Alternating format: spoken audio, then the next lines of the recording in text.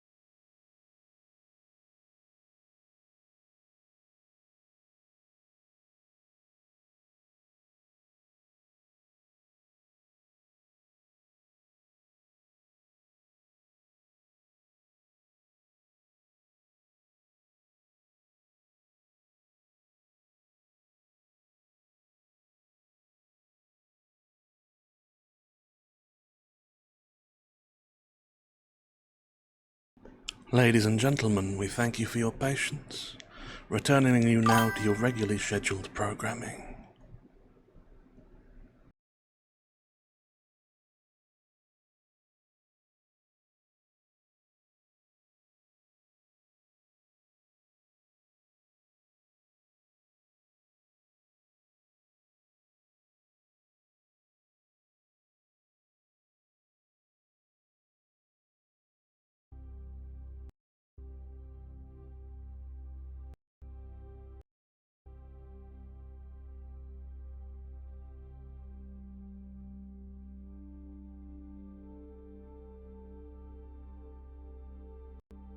And I'm at the hour.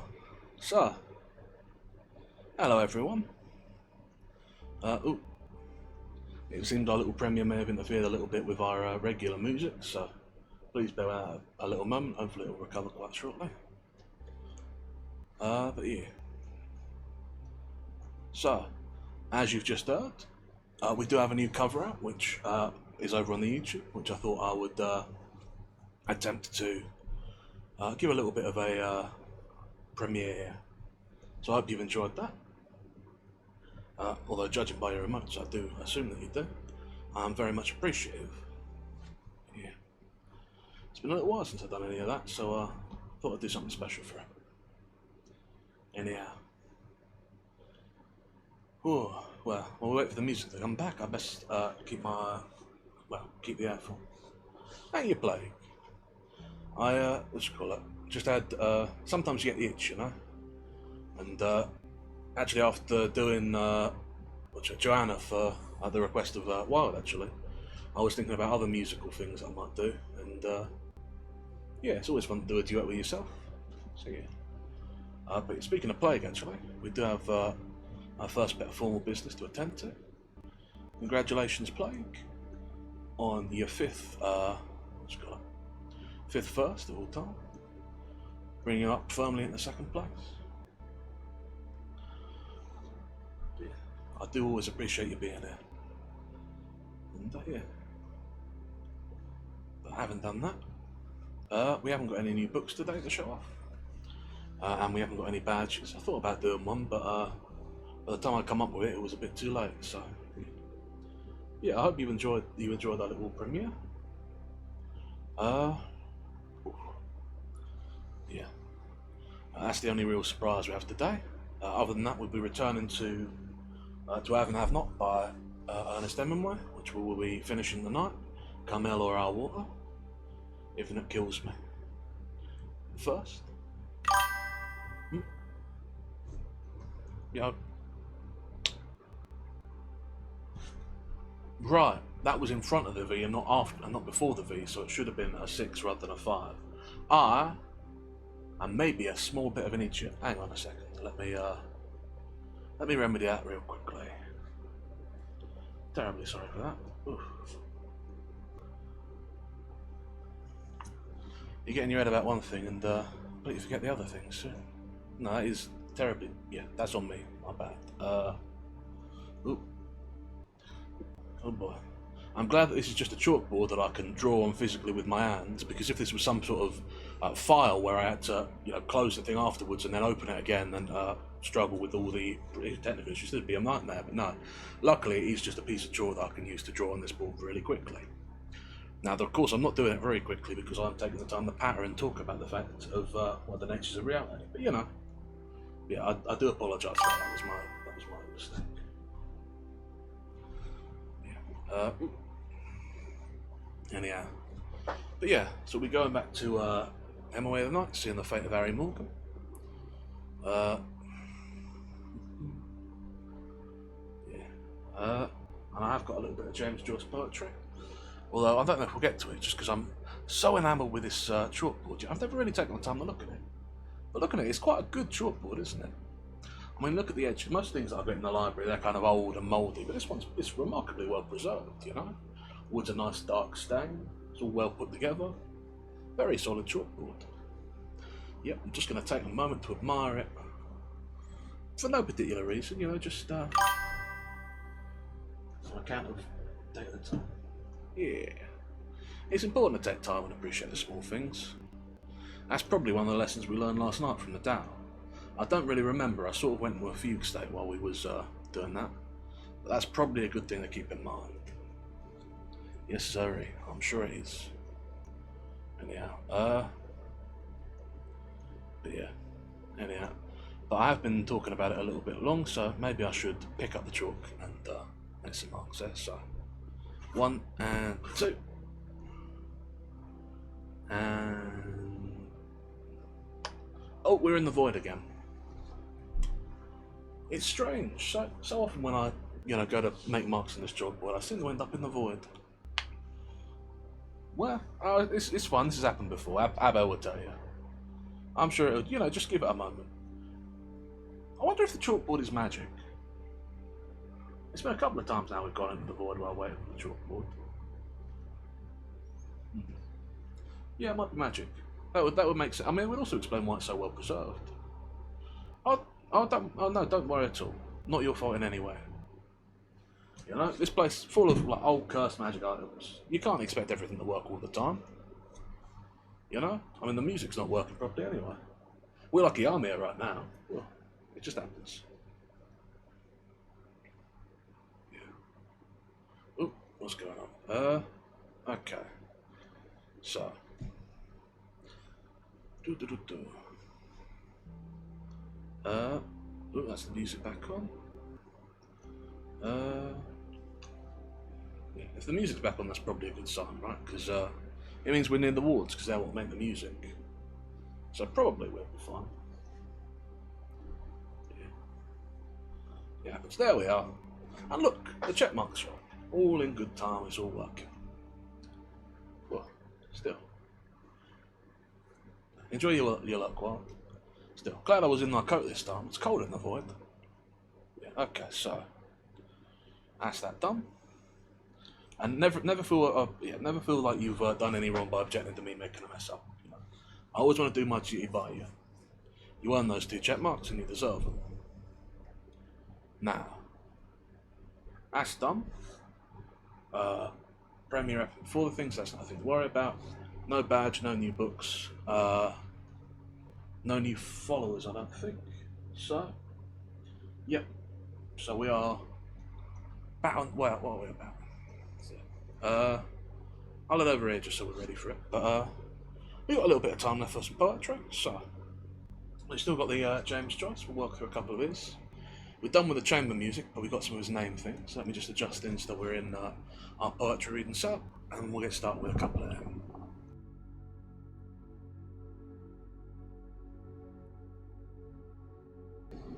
There we go. That should be about right. So, what do we have to read of Joyce? Well, we probably have time for a few. So first up, we have his collection of poems Pignac. The first of them being called Tilly. Tilly by James Joyce. He travels after a winter sun, urging the cattle along a cold red road. Calling to them, a voice they know, he drives his beasts above Cabra. The voice tells them home is warm. They moo and make brute music with their hooves. He drives them with a flowering branch before him, smoke pluming their foreheads. Boar, bond of the herd, tonight stretch full by the fire, I bleed by the black stream, for my torn bough.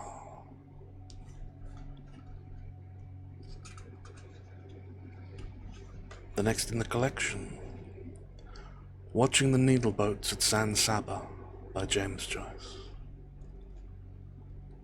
I heard their young hearts crying, loveward above the glancing oar, and heard the prairie grasses sighing, no more, return no more. O hearts, O sighing grasses, vainly your love-blown bannerets mourn, no more will the wild wind that passes return, no more return. A Flower Given to My Daughter by James Joyce. Frail the white rose and frail are her hands that gave, whose soul is sere and paler than time's wan wave. Rose frail and fair, yet frailest, I wonder wild. In gentle eyes thou veilest my blue-veined child. And perhaps just one more. She Weeps Over Rahun by James Joyce. Rain on Rahun falls softly, softly falling where my dark lover lies. Sad is his voice that calls me, sadly calling at grey moonrise. Love, hear thou how soft, how sad his voice is ever calling, ever unanswered, and the dark rain falling then as now. Dark to our hearts, O love, shall lie and cold, as his sad heart has lain, under the moon-grey nettles, the black mould and muttering rain.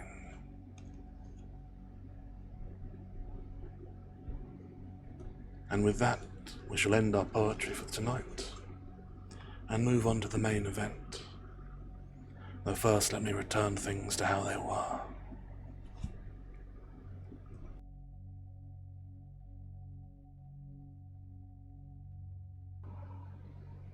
Alright then, so, poetry done, we're out of the void. We've got all our things marked up, and everything is as it should be, probably. So, I'll have a quick swallow of water and then we'll get into things. Of course, if anyone has, redeems they want to do, now's the time. Yeah. Always feel like I should mention that. I always forget that. So. But yeah, as always, if at any point while we're reading the night you should have missed something, due to some technical error, due to my having mumbled over it, due to something in the real world interrupting you, feel free to let me know and I'm happy to go back over it. If you have thoughts or comments or questions, let me know. If they're brief, we'll do them immediately, and if they are slightly longer in duration, I'll get to the end of a chapter and then follow from there. I'll be pausing at the end of chapters anyway to do a little bit of commentary and consideration and have a drink, so it's no problem. But yeah. Other than that, if you are all well content and have nothing to say to me, then without any further ado, if you are sitting comfortably, I shall begin.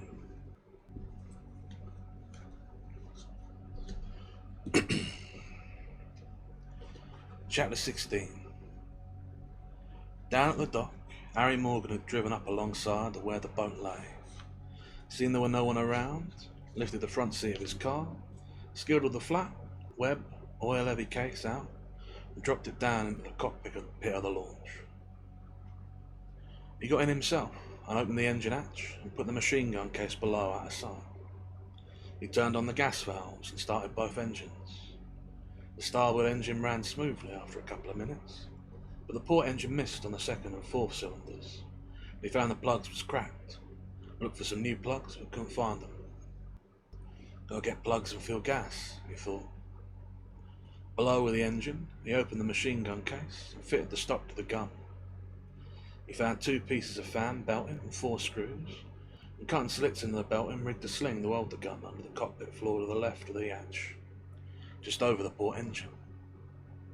It lay there, cradled easily, and he shoved the clip from the 4 L's in the web pockets in the case up into the gun. Kneeling between the 2 engines, he reached up to take the gun. There were only 2 movements to make. First, unhook the strap of the belting that passed around the receiver just behind the bolt, then pull the gun out of the other loop.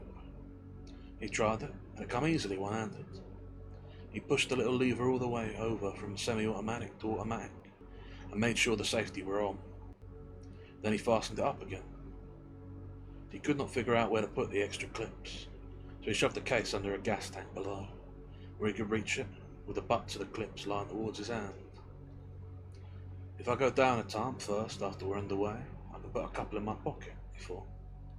Be better not to have it on me, but something might jar Be better not to have it on, but something might jar the damn thing off. He stood up. It was a fine, clear afternoon, pleasant, not cold, with a light north breeze. It was a nice afternoon, all right. The tide was running out, and there were 2 pelicans sitting on the pylon at the edge of the channel.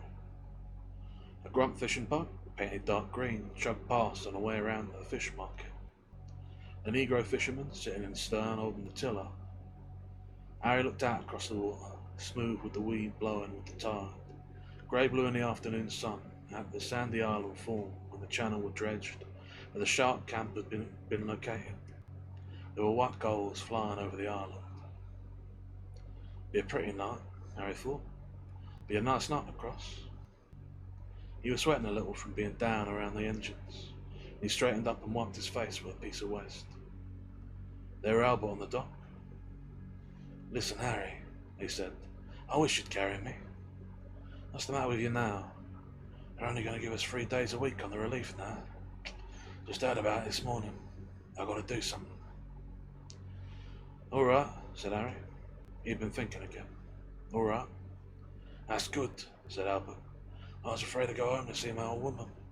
She gave me hell this noon like it was me had laid off the relief." "What's the matter with your old woman?" asked Harry cheerfully. "Why don't you smack her?" "You smack her?" Albert said. "I like to hear what she'd say. She's some old woman to talk." "Listen out," Harry told him. "Take my car and this, go round the marine hardware, get 6-metre plugs like this one, and go get a 20-cent piece of arse and half a dozen mullets. Get 2 cans of coffee, 4 cans of corned beef, 2 loaves of bread, some sugar and 2 cans of condensed milk. Stop at the Sinclair and tell them to come down here and put in 150 gallons. Get back as soon as you can and change the number 2 and the number 4 plug in the port engine, counter back from the flywheel. Tell them I'll be back to pay for the gas. They can wait or find me at Freddy's. Can you remember all that?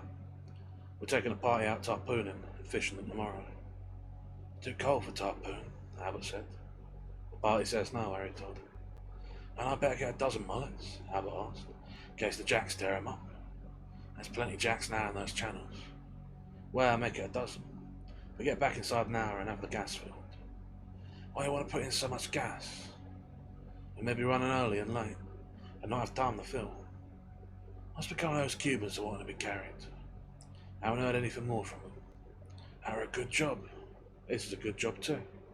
Come on, get going." "What am I going to be working for?" $5 a day," said Harry. "If you don't want it, don't take it." "All right," said Albert. "Which plugs was it?" "The numbers 2 and the number 4 counting back from the flywheel," Harry told him. Albert nodded his head.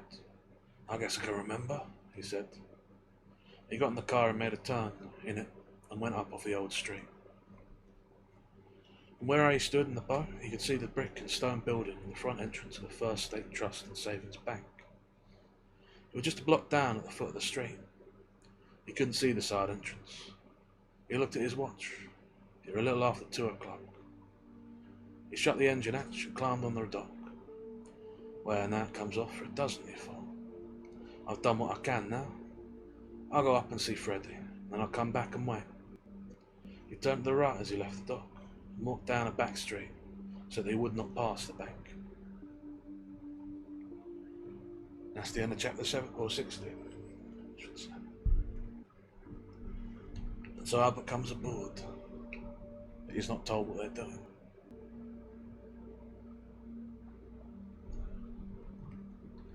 An ill omen for him.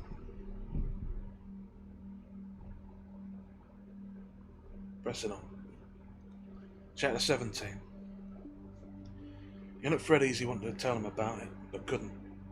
There wasn't anybody in the bar. He sat on a stool and wanted to tell him, but it were impossible. As he was ready to tell him, he knew Freddy would not stand for it. In the old days, maybe, yes, but not now. Maybe not in the old days either. It wasn't until he thought of telling it to Freddy that he realised how bad it were. I could stay right here, he thought. And there wouldn't be anything I could stay right here and have a few drinks and get hot. And I wouldn't be in it, except there's my gun on the boat. But nobody knows it's mine except the old woman. I got it in Cuba on a trip, the time when I peddled those others. Nobody knows I got it. I could stay here now and I'd be out of it. What the hell could they eat on? Where's the money coming from to keep Marie and the girls? I've got no boat, no cash, I've got no education. What can a one-armed man work at? All I got is my cojones to pedal. I could stay right here and have 5 more drinks and it would all be over. It'd be too late then. I could just let it all slide and do nothing. Give me a drink, he said to Freddy. Sure. I could sell the house. We could rent until I got some kind of work. What kind of work? No kind of work. I could go down to the bank and squeal now. What would I get? Thanks. Sure, thanks. One bunch of Cuban government bastards cost me arms shooting at me with a load, and they had no need to. And another bunch of US ones took my butt. Now I can give up my home and get thanks. No thanks. The hell with it, he thought. I got no choice in it. He wanted to tell Freddy, so there'd be someone knew what we were doing. He couldn't tell him because Freddy wouldn't stand for it. They were making good money now. There was nobody much in the daytime. Every night the place was full until 2 o'clock. Freddy weren't in a jam. He knew he wouldn't stand for it. I have to do it alone, he thought. That poor bloody Albert. Christ, he looked hungrier than ever, down at the dock. They were conscious they would starve to death before they'd steal all right. Plenty in this town with their bellies hollering right now. They'd never make a move. They'd just starve a little every day. And they started starving when they were born, some of them. Listen, Freddy, he said. I want a couple of quarts. A what? Bacardi. Okay. I'll pour the corks, will you? You know I wanted to charter. Just to take, yeah. You know I wanted to charter her to take some Cubans over? That's what you said. I don't know when they'll be going. Maybe they're not. I haven't heard. She said like to go any time. You got a nice night if you cross the night. They said something about going fishing this afternoon.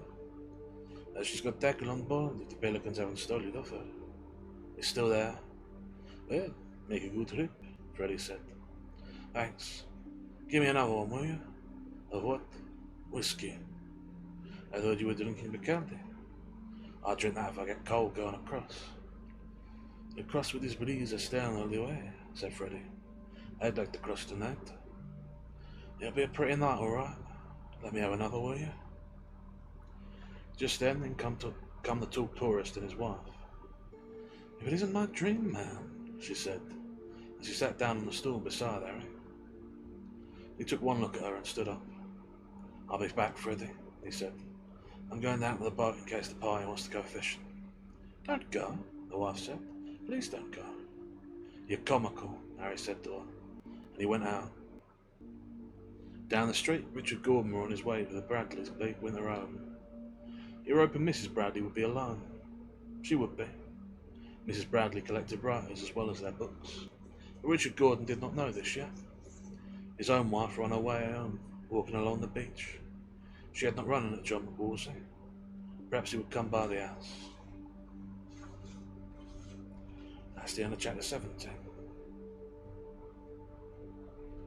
I think pressing on, not much to say about that chapter. Chapter 18. Albert were on board the boat and the gas were loaded. I'll start her up and try out there's 2 cylinders in, Harry said. You got the thing stowed? Yes. Custom based then. You want a wide bay? That's right. For tarpon. Albert were on the stern cutting baits, and Harry were at the wheel warming up the motors when he heard the noise like a motor backfiring. He looked down the street and saw a man come out of the bank. He had a gun in his hands. He come running. Then he were out of sight. 2 more men come out carrying leather briefcases and guns in their hands and run in the same direction. Harry looked at Albert, busy cutting baits. The 4th man, the big one, come out of the bank door as he watched, holding the Thompson gun in front of him. As he backed out the door, the siren in the bank rose in a long, breath-holding shriek, and Harry saw the gun muzzle jump, jump, jump, jump, and heard the bop, bop, bop, bop, small and hollow sounding in the wail of the siren. The man turned and ran, stopping the fire once more at the bank door. As Albert stood up in the stern, saying, Christ, they're robbing the bank! Christ, what can we do? Harry heard the Ford taxi coming out of the side street, and saw it careening up onto the dock. There was 3 Cubans in the back, and one beside the driver. Where's the boat? He had one in Spanish. There, you fool, said another. That's not the boat, that's the captain. Come on, for Christ's sake. Get out, said the Cuban driver. Give your hands up. As the driver stood beside the car, he put a knife inside his belt. And ripping it towards him, he cut the belt and slit his pants almost to the knee. He had the trousers down. "Stand still," he said. The two Cubans with their valises tossed him into the cockpit of the launch, and they all came tumbling about. "Get her going," said the one. The big one with the machine gun poked it in Harry's back. "Come on, Cappy," he said. "Let's go."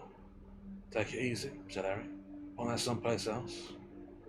"Cast off the lines," the big one said. "You," to Albert. "Wait a minute," Albert said. "Don't start her. These are the bank robbers."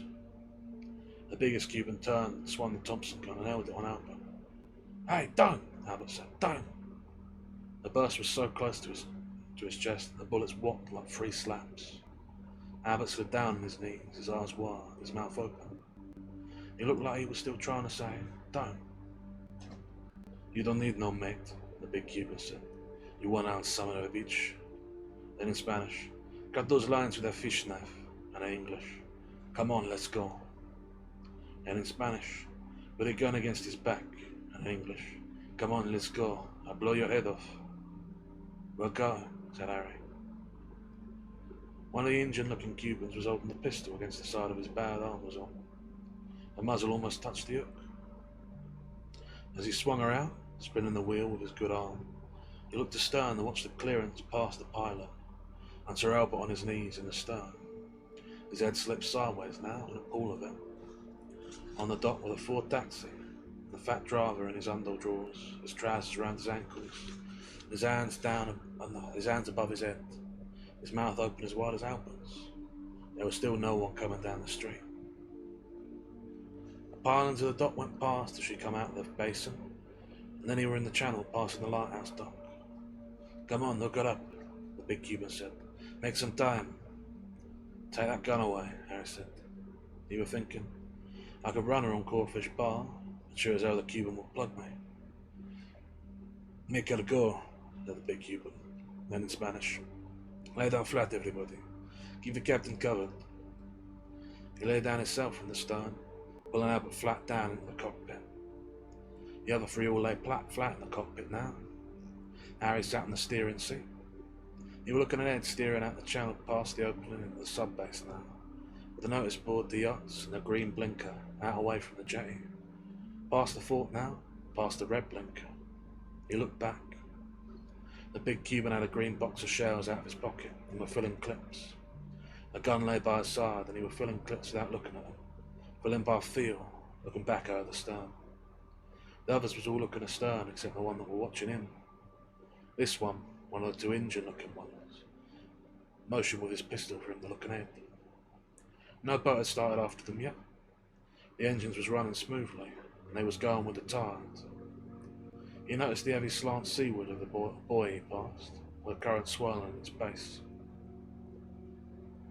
"There are 2 speedboats that can catch us," Harry was thinking. "One, Ray's, is running the mail from Macombe. Where's the other?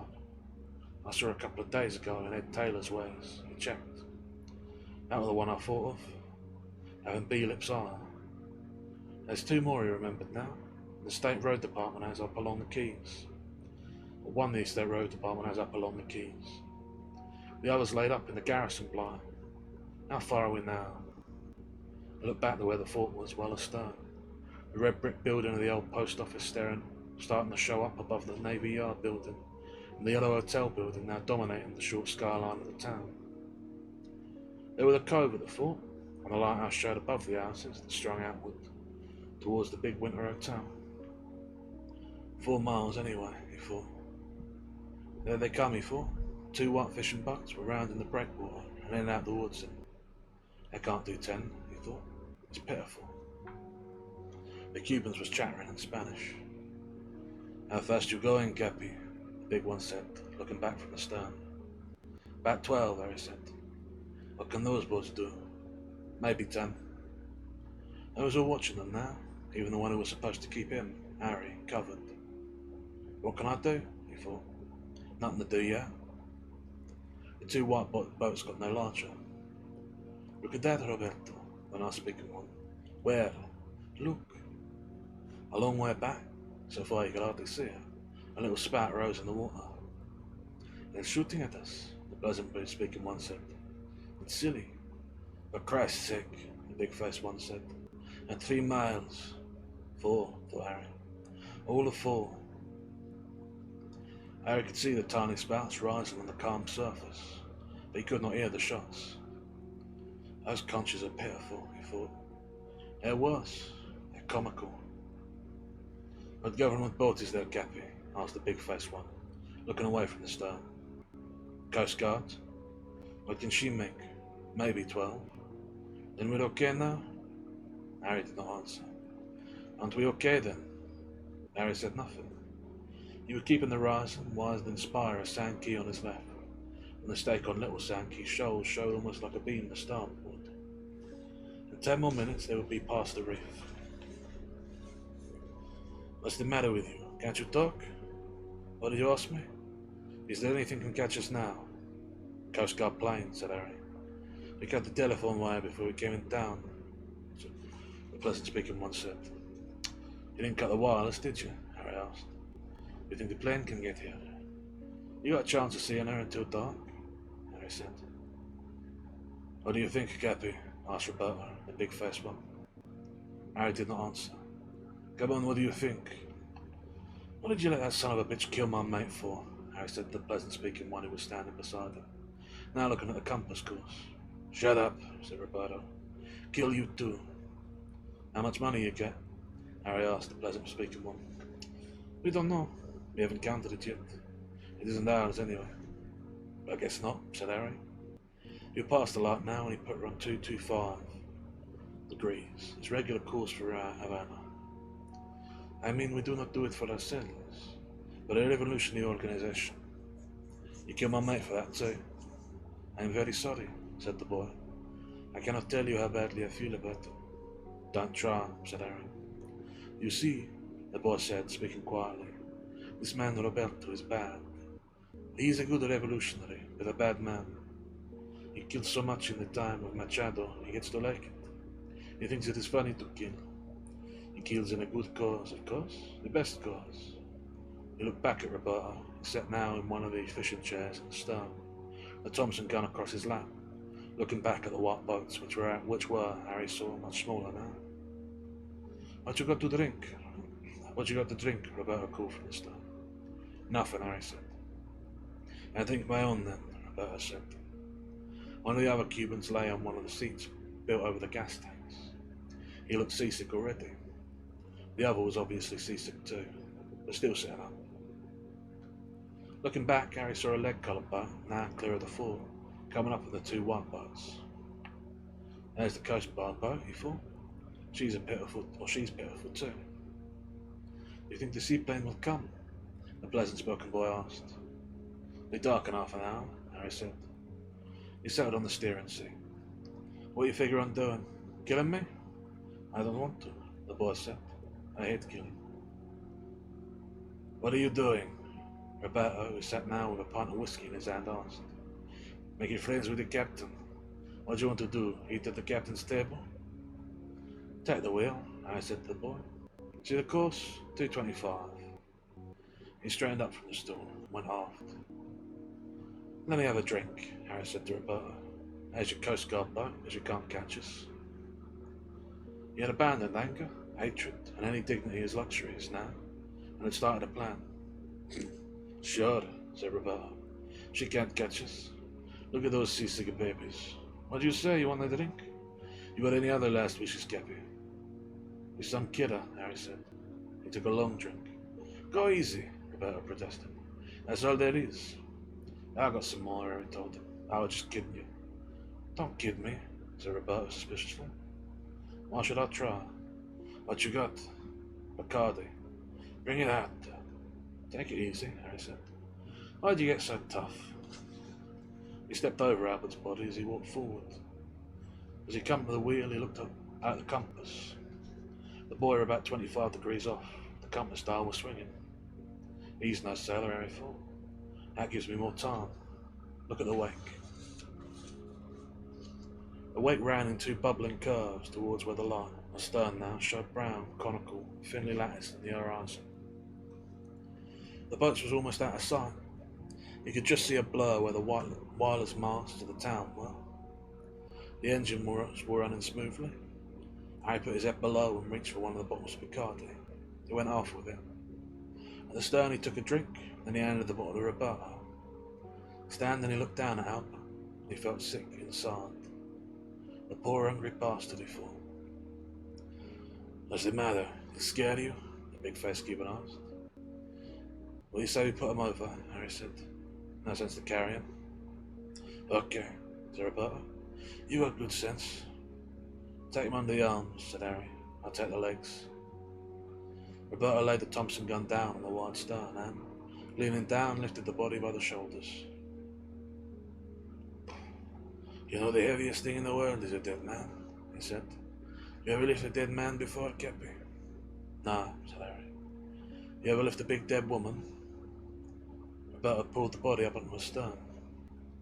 You're a tough fellow, I said. What do you say we have a drink? Go on ahead, said Harry. Listen, I'm sorry I killed him, Roberto said. When I kill you, I feel worse.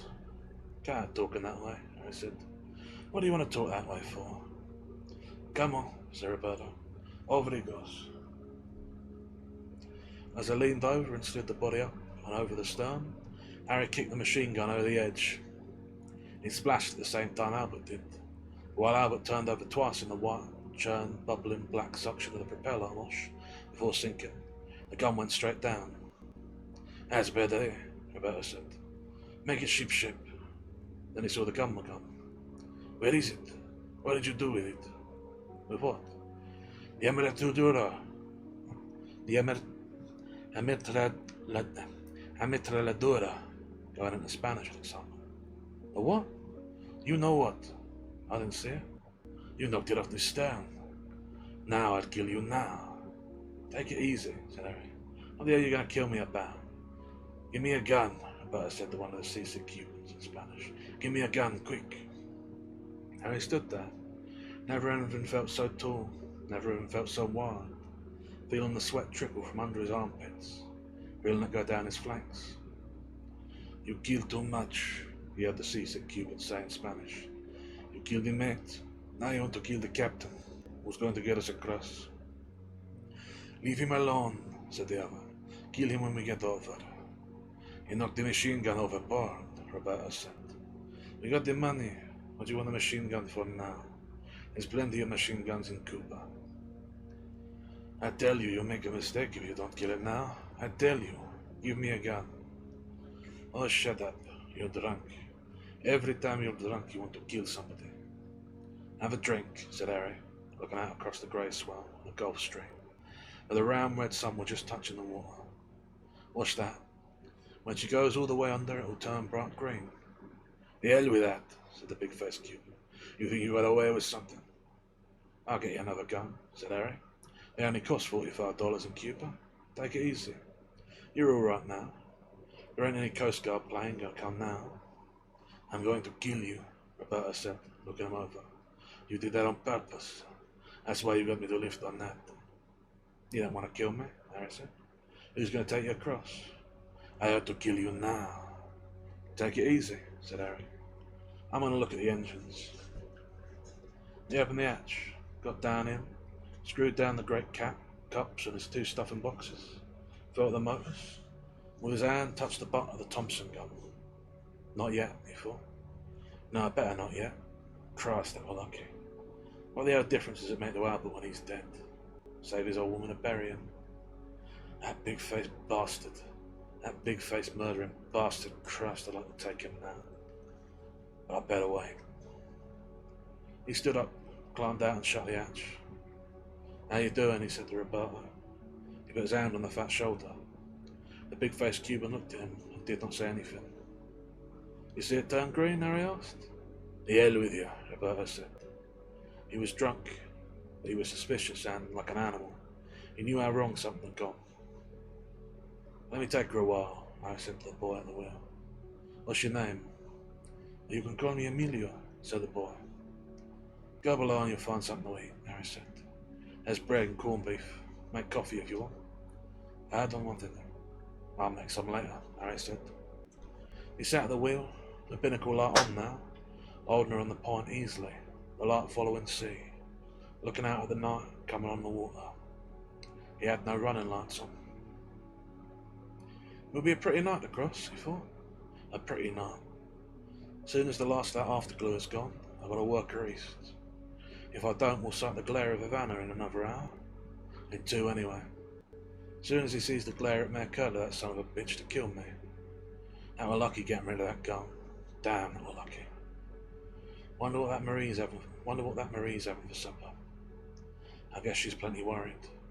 I guess she's too worried to eat. Wonder how much money those bastards have got. Finally, they don't count it. If they had an hell of a way to raise money for revolution. Cubans are an hell of a people. That's a mean boy, that Roberto. I'll get him tonight. I'll get him no matter how the rest of it comes out. That won't help that poor damned Albert though. Made me feel bad to dump him like that. I don't know what made me think of it. He lit a cigarette and smoked in the dark. I'm doing alright, he thought. I'm doing better than I expected. The kid is a kind of nice kid. Wish I could get those other 2 on the same side. I wish there was some way to bunch them. Well, I'll have to do the best I can. The easier I can make him take it beforehand, the better. The smoother everything goes, the better. Do you want a sandwich? The boy asked. Thanks, I said. You want your partner? He's drinking. You want it? The boy said. What about the others? Seasick, the boy said. It's a nice night across, Harry said. He noticed the boy did not watch the compass, so he kept letting it go off to the east. I'd enjoy it, the boy said, if it wasn't for your mate. They were a good fellow, said Harry. Anyone get out of the bank? The lawyer. What was his name? Simmons? Get killed? I think so. So, thought Harry. Mr. B-Lips. What the hell did he expect? How could he have thought he wouldn't get it? That comes from playing at being tough. That comes from being too smart too often. Mr. B-Lips. Goodbye, Mr. B-Lips. How he come to get killed? I guess you can imagine, the boy said. That's very different from your mate. I feel badly about that. You know, he doesn't mean to do wrong. It's just what that phase of the revolution has done to him. I guess he's probably a good fellow, Harry said. Thought, listen to what my mouth says, goddammit. My mouth will say anything. But I've got to try and make a friend of this boy in case. What kind of revolution you make now? He asked. We are the only true revolutionary party, the boy said. We want to do away with all the old politicians, with all the American imperialism that strangles us, with the tyranny of the army. We want to start clean and give every man a chance. We want to end the slavery of the guajarados, you know, the peasants, and divide the big sugar estates among the people that work them. Albeit we are not communists. Harry looked up from the compass card then. How are you coming on? He asked. We just raise money now for the fight, the boss said. To do that, we have to use means that later we would never use. Also, we have to use people we would not employ later. But the end is worth the means. We had to do the same thing in Russia. Stalin was a sort of brigand for many years before the revolution. He's a radical, Harry thought. That's what he is, a radical. I guess you got a good program, he said, if you're out to help the working man. I were out on strike plenty of times in the old days when we had the cigar factories in Key West. I'd have been glad to do whatever I could if I'd known what kind of outfit you was. Lots of people would help us, the boss said. But because of the state that the movement is in at present, we can't trust people.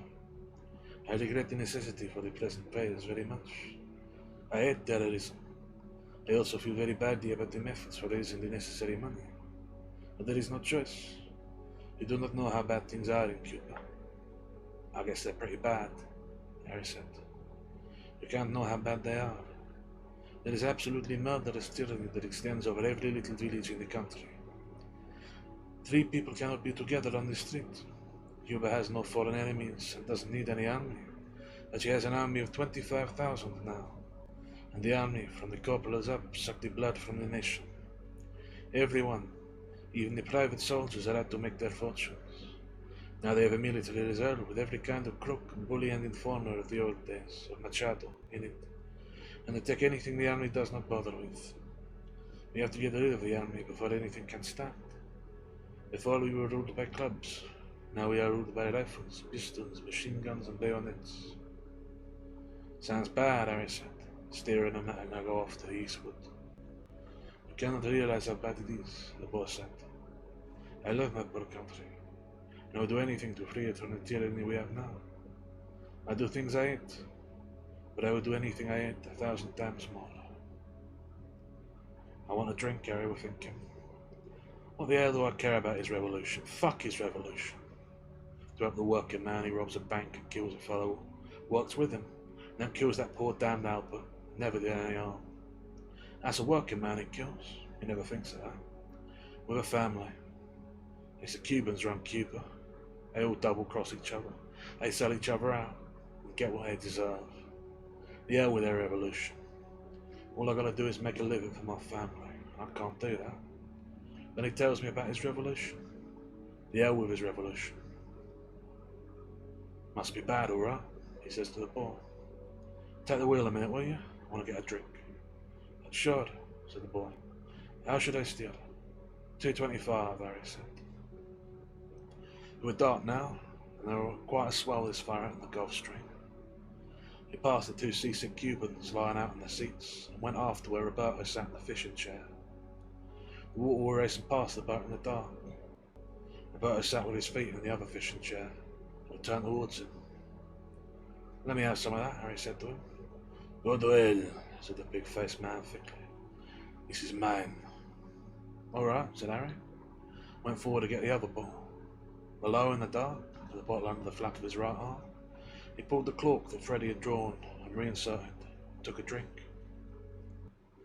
Now it's as good as any time, he said to himself. No sense waiting now.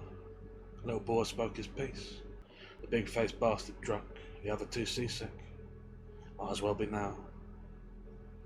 He took another drink, and Bacardi warmed and helped him, but he felt cold and hollow all round his stomach, still. His soul inside was cold. So looks, thank you for stopping by, my friend. We're most of the way through, I'm just got to have and have not, but I appreciate you stopping by. I will hydrate and stretch as requested. Your health, the straw of you.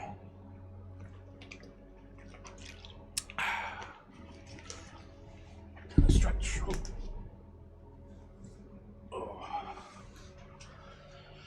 Neither that, thank you kindly.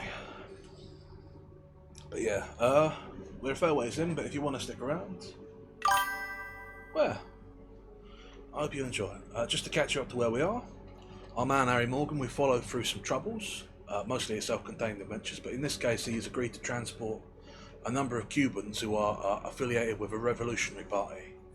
And after agreeing to transport them, he got his boat ready after a bunch of troubles, and had a crew, a mate with him because he's only got the one arm.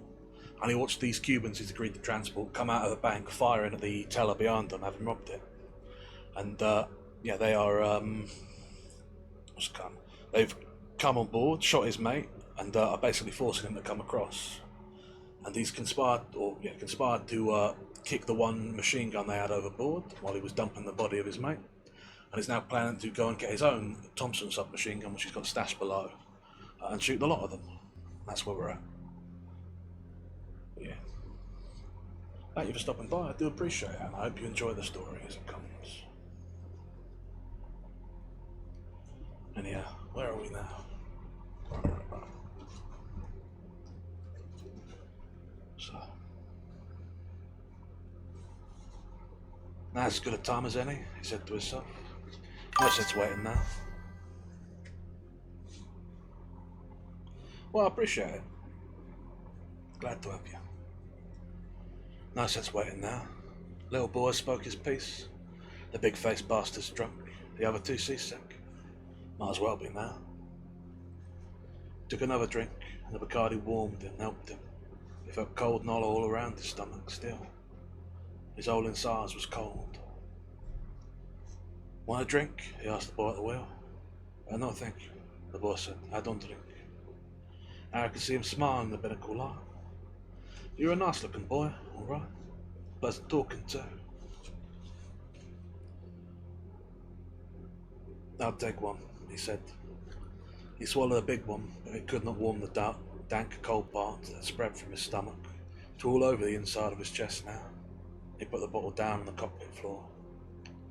"Keep her on that course," he said to the boy. "I'm going to have a look at the motors." He opened the hatch and stepped down.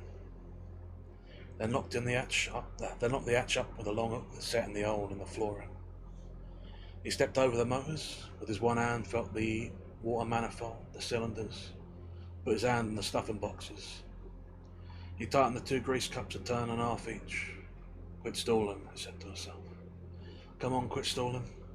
Where are your balls now?" "Under my chin, I guess," he thought. He looked out of the hatch. He could almost touch the 2 seats over the gas tanks where the seasick men lay. The boys' back were towards him, sitting on the arse stool, outlined clearly by the binnacle light. Turning, he could see Roberto sprawled in the chair astern, silhouetted against the dark water. 21 to a clip is 4 bursts of 5 at the most, he thought. "I gotta be light-fingered." "All right, come on. Quit stalling, you gutless wonder. Christ, I'd give for another one." "Where? There isn't any other one now." He reached his left hand up, unhooked the length of belting, put his hand around the trigger guard, pushed the safety all the way over with his thumb, and pulled the gun out.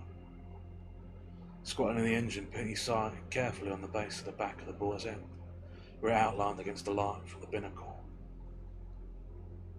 The gun made a big flame in the dark, and the shell rattled against the lifted hatch and onto the engine. Before the slump of the boy's body fell from the stool, he had turned and shot into the figure on the left bunk, holding the jerking, flame-stabbing gun almost against the man, so close he could smell it burn his coat, and swung to put a burst into the other bunk where the man was sitting up, tugging at his pistol. He crouched low now and looked astern. The big-faced man had gone out of the chair. He could see both chairs silhouetted behind him. Behind him the boy lay still. There weren't any doubt about him. On one bunk a man was flopping. The other, he could see with the corner of his eye, a man lay half over the gunwale, fallen over on his face. Harry was trying to locate the big-faced man in the dark. The boat was going in a circle now, and the cockpit lightened a little. He held his breath and looked. That must be him where it were a little darker on the floor in the corner. He watched it, and it moved a little. That were him. The man was crawling towards him. No, towards the man who lay half overboard. He were after his gun. Crouching low, Harry watched him move until he were absolutely sure. Then he gave him a burst. The gun lighted him on hands and knees, and as the flame and the bot stopped, he heard him flopping heavily. "You son of a bitch," said Harry. "You big-faced murdering bastard." All the cold was gone from around his heart now, and had the old hollow, singing feeling. He crouched down low and felt under the square, wood-grated gas tank for another clip to put in the gun. He caught the clip. His hand was cold, dry and wet. "Hit the tank," he said to himself. "I've got to cut the engines. I don't know where that tank cuts." He pressed the curved lever, dropped the empty clip, shoved in the fresh one and climbed up and out of the cockpit. As he stood up, holding the Thompson gun in his left hand, looking round before shutting the hatch with the hook on his right arm, the Cuban who had lain on the port bunk and had been shot 3 times in the left shoulder, 2 shots going into the gas tank, stood up, took careful aim, and shot him in the belly.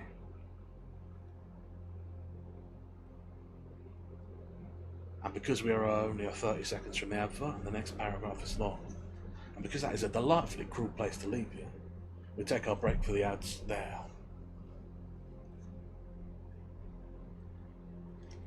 So yeah, this is a long chapter, this one. Whole lot of action. Whole voyage, it seems. Yeah. That is a nasty place to be shot. But anyway, since we're taking our break, I'll have my drink of water now.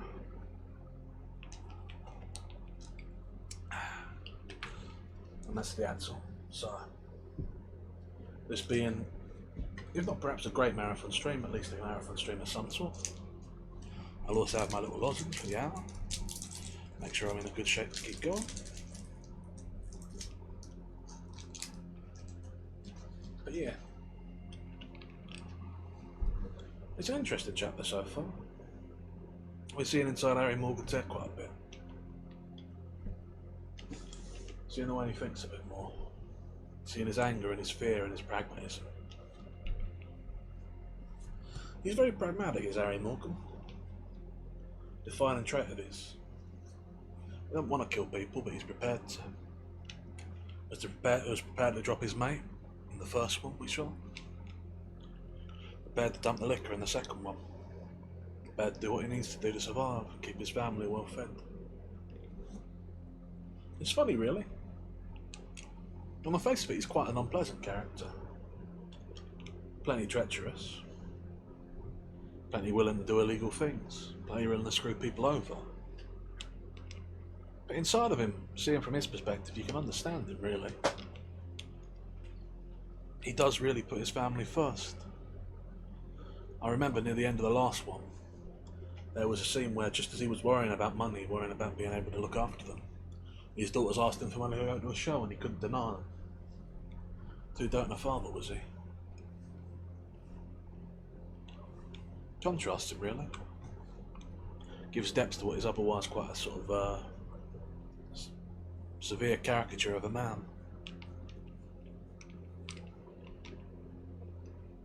Strange. Strange indeed.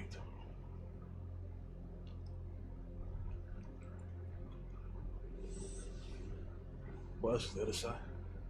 Shame about Albert, of course. Rough thing will happen to him. And that's the sort of nature of things, isn't it?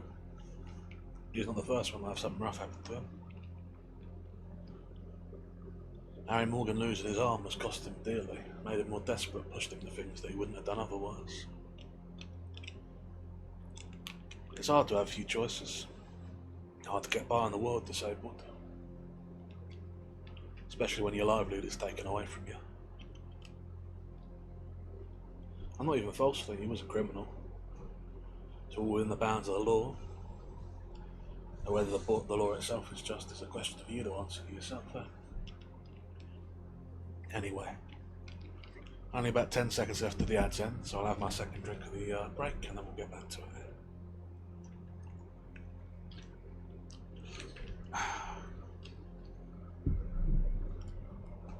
Right then. So that's the advert's over. Where was we? Ah, yes. The Cuban who had lain on the port bunk and had been shot 3 times, the left shoulder, 2 shots going at the gas tank, sat up, took careful aim and shot him in the belly. Harry sat down in a backward lurch. It felt as though he had been struck in the abdomen with a club. His back were against one of the iron pipe supports of the fishing chairs, while the Cuban shot at him again and splintered the fishing chair above his head.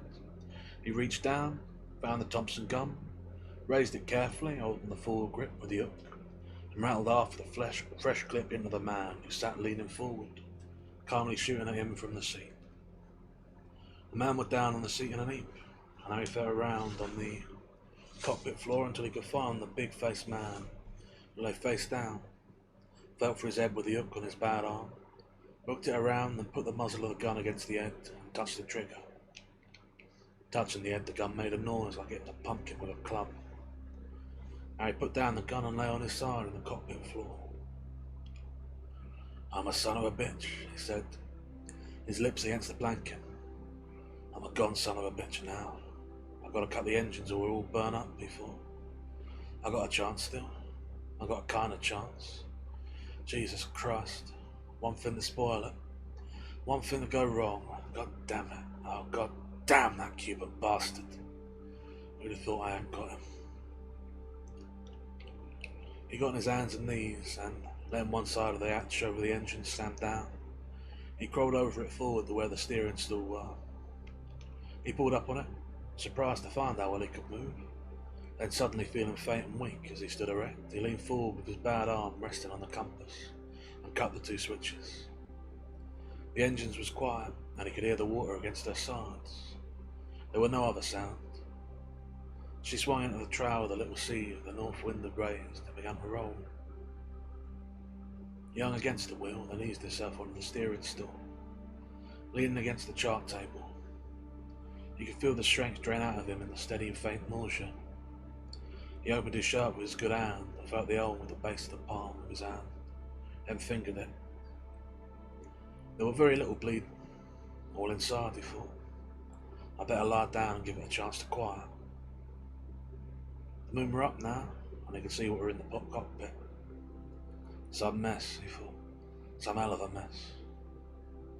Better get down before I fall down, he thought, and he lowered himself down to the cockpit floor. He lay on his side, and then, as the boat rolled, the moonlight come in, and he could see everything in the cockpit clearly. It's crowded, he thought. That's what it is, it's crowded. Then he thought, I wonder what she'll do. I wonder what Marie will do. Maybe they'll pay her the rewards. God damn that Cuban.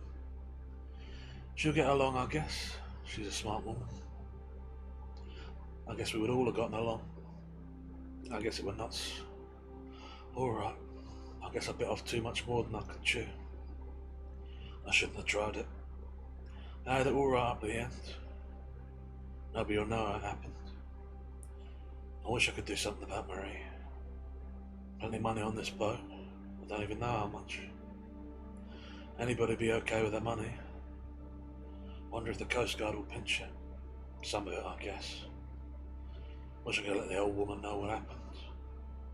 I wonder what she'll do. I don't know. Guess I shouldn't have got a job in a filling station or something. I should have quit trying to go in boats. There's no honest money going in boats anymore. If the bitch wouldn't only roll, she'd only quit rolling, I could feel all that slopping back and forth inside. Me, Mr. B-Lips and Albert. Everybody that had to do with it. These bastards too. Must be an unlucky business. Some unlucky business. I guess what a man like me ought to do is run something like a filling station. Hell, I couldn't run no filling station. Marie, she'll run something. She's too old to peddle her hips now. I wish this bitch wouldn't roll. I'll just have to take it easy. I've got to take it easy as I can. They say if you don't drink water and lay still. They say especially if you don't drink water. He looked at what the moonlight showed in the cockpit. Well, I have to clean her up, he thought. Take it easy, that's what I've got to do. Take it easy. I've got to take it as easy as I can. I've got sort of a chance if you lay still and don't drink any water. He lay on his back and tried to breathe steadily. The launch rolled in the Gulf Stream swell, and Harry Morgan lay on his back in the cockpit. First he tried to brace himself against the roll with his good hands. Then he lay quietly, took it. That's the end of chapter 18. Now, I'm not a surgeon. I should preface this before I say that. I'm not a surgeon. I've mostly just read quite a lot of books. But from what I know, a gut shot is almost always fatal. And in a particularly slow and nasty sort of way on top of that. Now maybe I'm wrong. Maybe it's possible for him to survive this. But I suspect that all we have now is to see what Harry Morgan will do with the last moments of his life. Maybe days, maybe hours, I don't know. We'll see how it goes for him.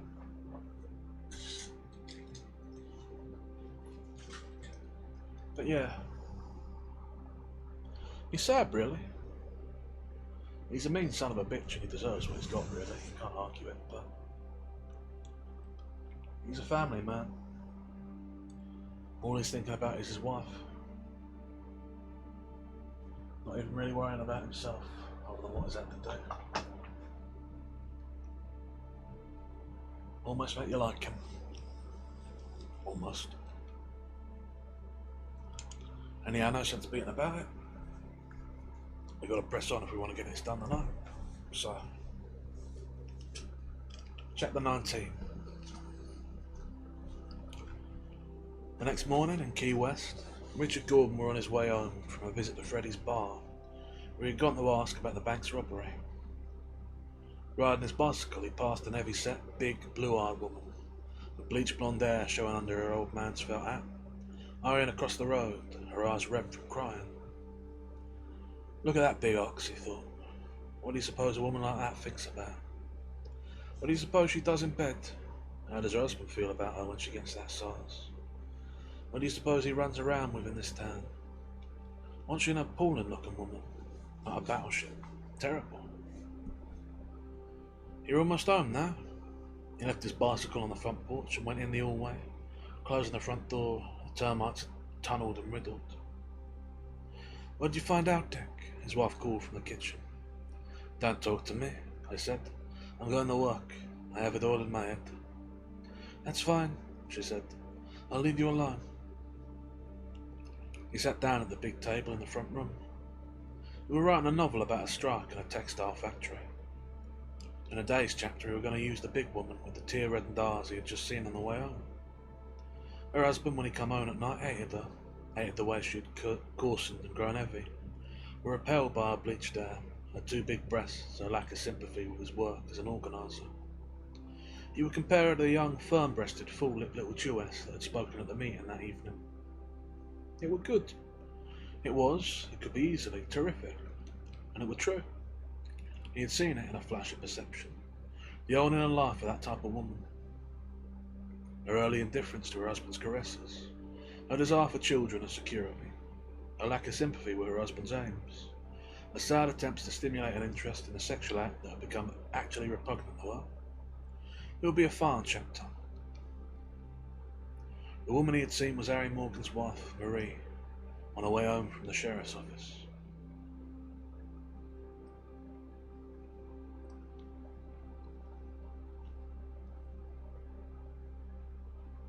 You know, you got to give fair play to Hemingway. I should say that's the end of chapter 19. You got to give fair play to Hemingway. Most of the time, when authors write about authors, they try to make them sympathetic or interesting, or at least just think of them as normal in the way that you think of yourself as normal. It's not very often you see an author go out of his way to make authors seem like utter bastards who you hate and contempt. Nice little bit of change there. Anyway, I have a swallow of water.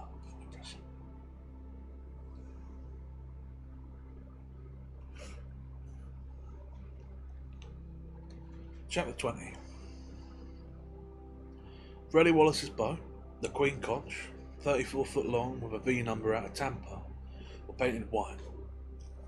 The forward deck were painted a colour called frolic green, and the inside of the cockpit were painted frolic green.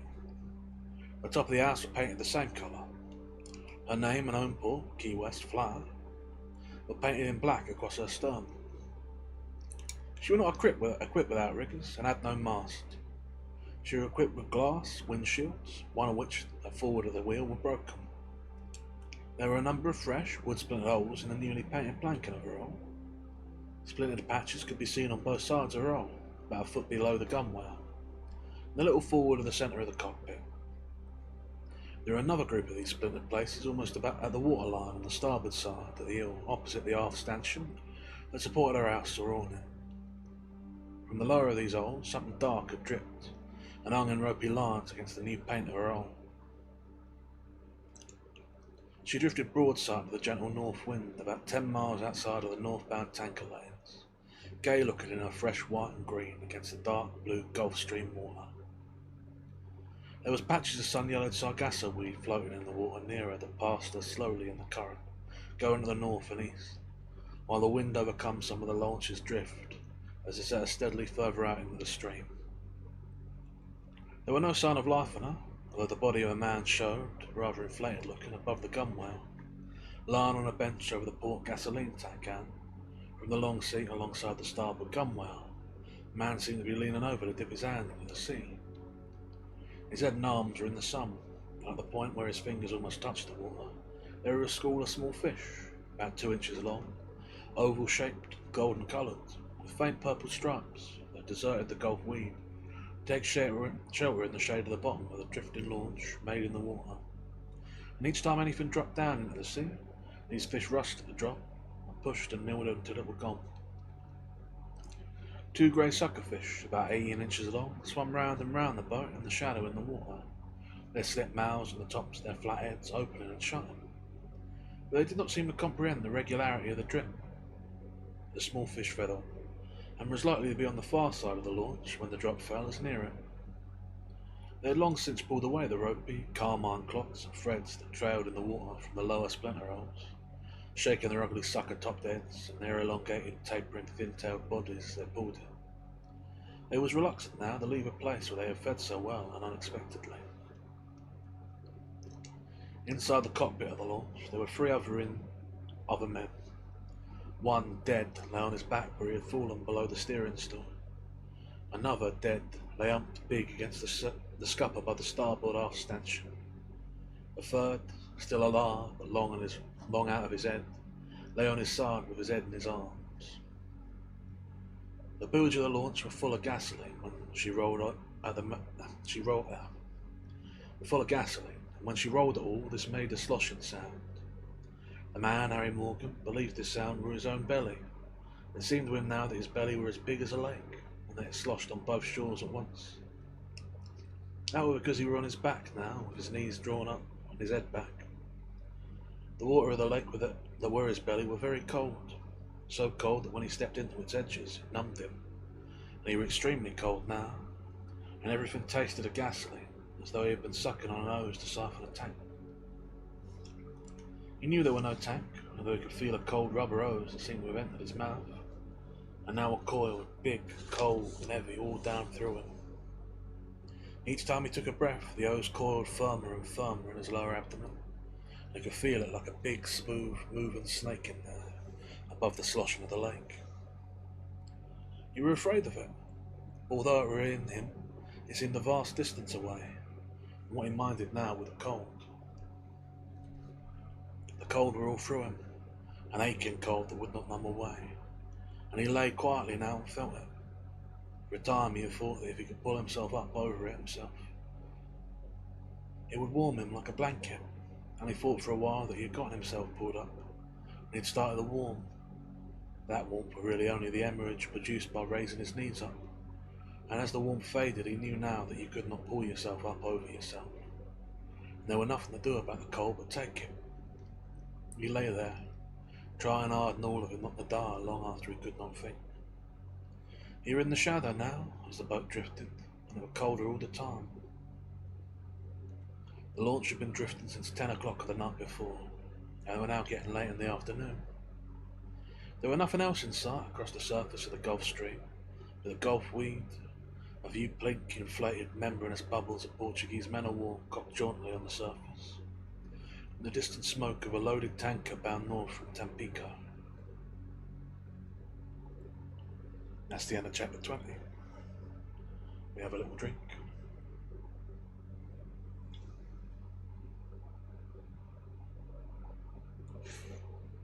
Grim. Grim, but not unexpected. Chapter 21.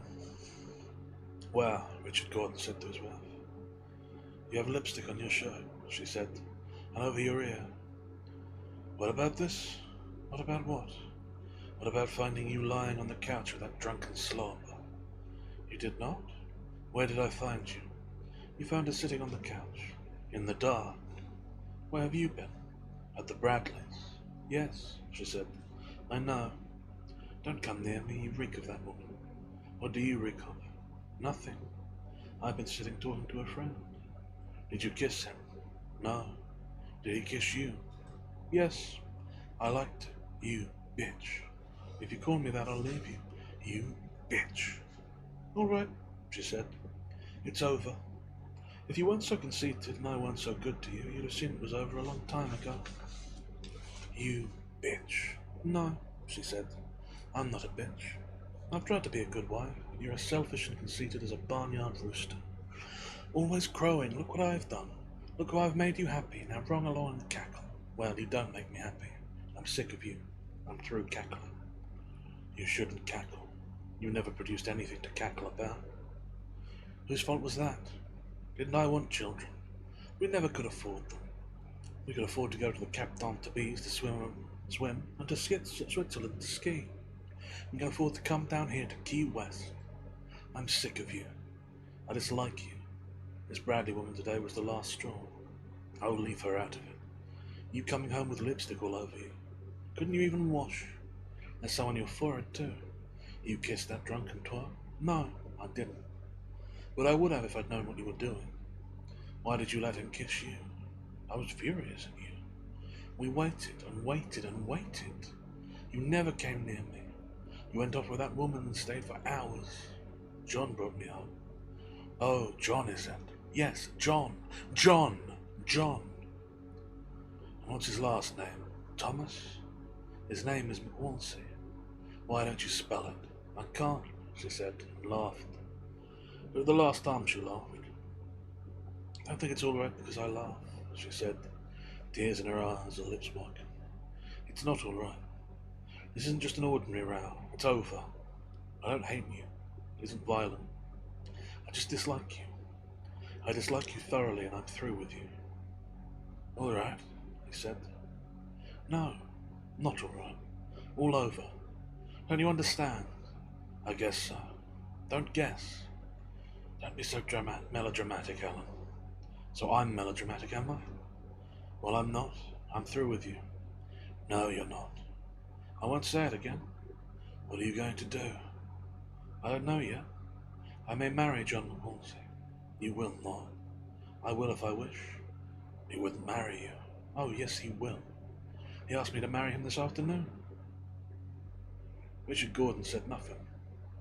An Ola had come in where his heart had been, and everything he heard or said seemed to be overheard. He asked you what? He said, his voice coming from a long way away. To marry him. Why? Because he loves me. Because he wants me to live with him. He makes enough money to support me. You're married to me. Not really. Not in the church. You wouldn't marry me in the church, and it broke my poor mother's heart, as you well knew. I was so sentimental about you, I'd break anyone's heart for you. My was a downfall. I broke my own heart too, for you. It's broken and gone. Everything I believed in, everything I cared about, I left for you because you were so wonderful, and you loved me so much that love was all that mattered. Love was the greatest thing, wasn't it? Love was what we had that no one else had or could ever have. And you were a genius, and I was your whole life. I was your partner and your little black flower. Slop. Love is just another dirty lie. Love is Ergiopiopolis to make me come around because you were afraid to have a baby. Love is quinine and quinine and quinoline until I'm death with it. Love is that dirty, aborting horror that you took me to. Love is my insides all messed up. It's half catheters and half whirling douches. I know about love. Love always hangs up behind the bathroom door. It smells like Lysol. To hell with love. Love is you making me happy and then going off to sleep with your mouth open while I lie awake all night, afraid to say my prayers even because I know I have no right to any more love. Love is the dirty little tricks you taught me that you probably got out of some book. All right. I'm through with you and I'm through with love. Your kind of pig-nosed love, you writer. You little mixed slut. Don't call me names. I know the word for you. All right. No, not all right. All wrong and wrong again. If you were just as good a writer, I could stand for all the rest of it maybe, but I've seen you bitter, jealous, changing your politics to suit the fashion, sucking up to people's faces and talking about them behind their backs. I've seen you until I'm sick of you. And that dirty rich bitch who had Bradley on today, oh, I'm sick of it. I've tried to take care of you and humour you and look after you and cook for you, and I keep quiet when you wanted and cheerful when you wanted, and give your little explosions and pretend it made me happy, and put up with your rages and jealousies and your meanness, and now I'm through. So you want to start again with a drunken professor. He's a man. He's kind and he's charitable and he makes you feel comfortable. And we come from the same thing and we have values that you'll never have. He's like my father was. He's a drunk. He drinks. But so did my father. And my father wore wool socks and put his feet in them up on a chair and read the paper in the evening. And when we had croup, he took care of us. He was a boiler maker and his hands were all broken. And he liked to fight when he drank, and he could fight when he was sober. He went to mass because my mother wanted him to. And he did his duty for her and for our Lord, but mostly for her. And he was a good union man, and if he ever went with another woman, she never knew it. I'll bet he went blancing. Maybe he did. But if he did, he told the priest, not her. And if he did, it was because he couldn't help it. and he was sorry and repented of it. He didn't do it out of curiosity, from barnyard pride, or to tell his wife what a great man he was. If he did it, it was because my mother was away with us kids for the summer, and he was out with the boys and got drunk. He was a man. You ought to be a writer and write about it. I'd be a better writer than you. And John McWalsey is a good man. That's what you're not. You couldn't be. No matter what your politics or your religion. I haven't any religion. Neither have I. But I had one once. I'm going to have one again. And you won't be there to take it away. You've taken everything else. No. No. You can be in bed with some rich woman like Helene Bradley. How did she like you? Did she think you were wonderful? Looking at her sad, angry face, pretty with crying, the lips swollen freshly like something after rain, her curly dark hair wild about her face, Richard Gordon gave her up, and finally, and you don't love me anymore. I hate the word even. All right, he said, and slapped her hard and suddenly across the face. She cried now from actual pain, not anger, her face down on the table. You didn't need to do that, she said. Ah, yes, I did, he said. You know an awful lot, but you don't know how much I needed to do that. That afternoon she had not seen him as the door opened. She had not seen anything but the white ceilings with its cake-frosted modelling of cupids, doves and scroll-works. The light from the open door suddenly made clear. Richard Gordon had turned his head and seen her, standing heavy and bearded in the doorway. Don't stop, Helene had said. Please don't stop. Her bright hair was spread over the pillow. But Richard Gordon had stopped, and his head was still turned, staring. Don't mind him. Don't mind anything. Don't you see you can't stop now? The woman had said in desperate urgency. The bearded man had closed the door softly. He was smiling. What's the matter, darling? Helene Bradley had asked, now in the darkness again. I must go. Don't you see you can't go? That man. That's only Tommy, Helene had said. He knows all about these things. Don't mind him. Come on, darling, please do. I can't. You must, Helene had said. You could feel her shaking, her head on his shoulder and trembling. My God, don't you know anything? Haven't you any regard for a woman? I have to go, said Richard Gordon.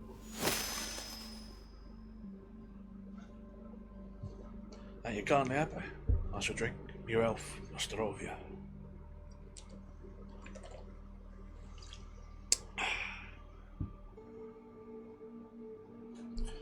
Haven't you any regard for a woman? I have to go, said Richard Gordon. In the darkness he had felt the slap across his face that light had flashed a light in his eyeballs. Then there were another slap, across his mouth this time. So that's the kind of man you are, she had said to him.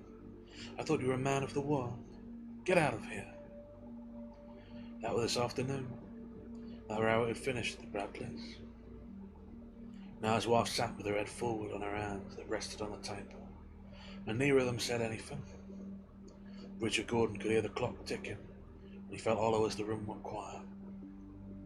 After a while his wife said without looking at him, I'm sorry it happened, but you see it's over, don't you? Yes, that's the way it's been. It hasn't been all like that, but for a long time it's been that way. Hey Nazca, welcome in. I feel like I should catch you up, but I'm not exactly sure how to.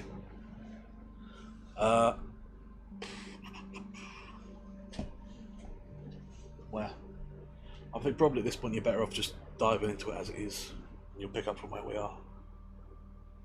Yeah. Thank you for stopping by though, I always appreciate it.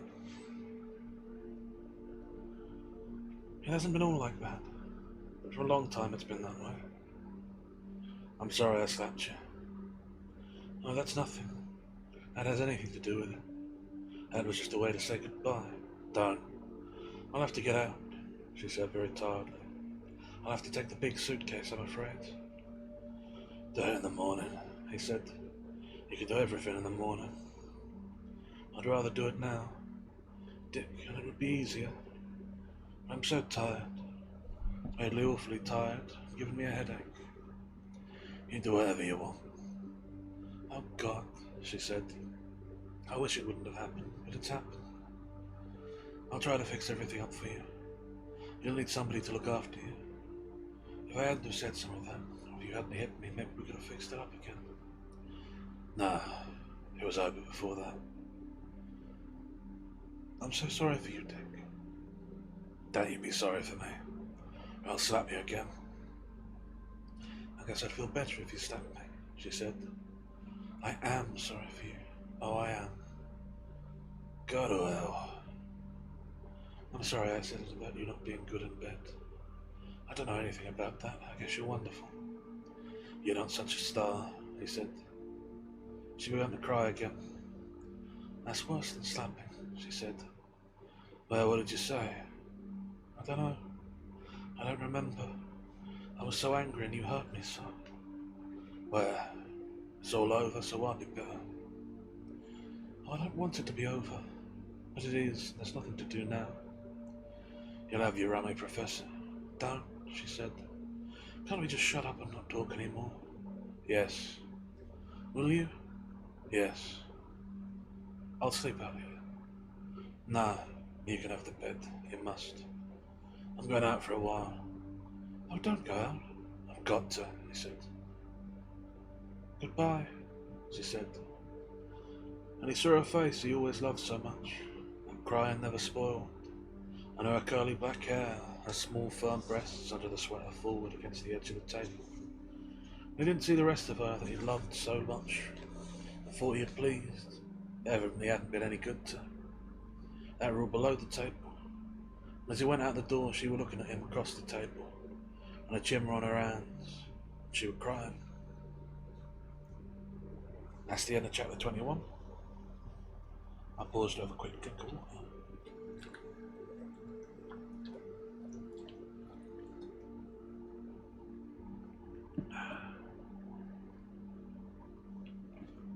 They're a bit out of nowhere. Well, there's been a little bit of hints of it. There's been some talk of these sort of types in and around the bar. But we haven't really seen much of them until now. Only snippets and glances. Almost felt like I was just there to give colour to the story, but nowadays.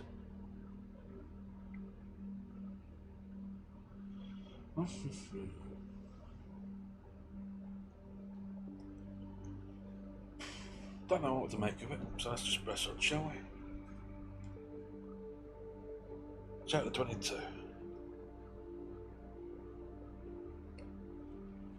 He did not take the bicycle, but walked down the street. The moon were up now and the trees was dark against it. He passed the frame houses with their narrow yards, light coming from the shuttered windows, the unpaved alleys with their double rows of houses, Conchtown, where all was searched, well shuttered, virtue, failure, grits, and boiled grunts, undernourishment, prejudice, righteousness, interbreeding, and the comforts of religion. The open-doored lightened Cuban bolito houses, shacks whose only romance were their name, the Red House, Cheech's, a pressed stone church, its steeple sharp, ugly triangles against the moonlight.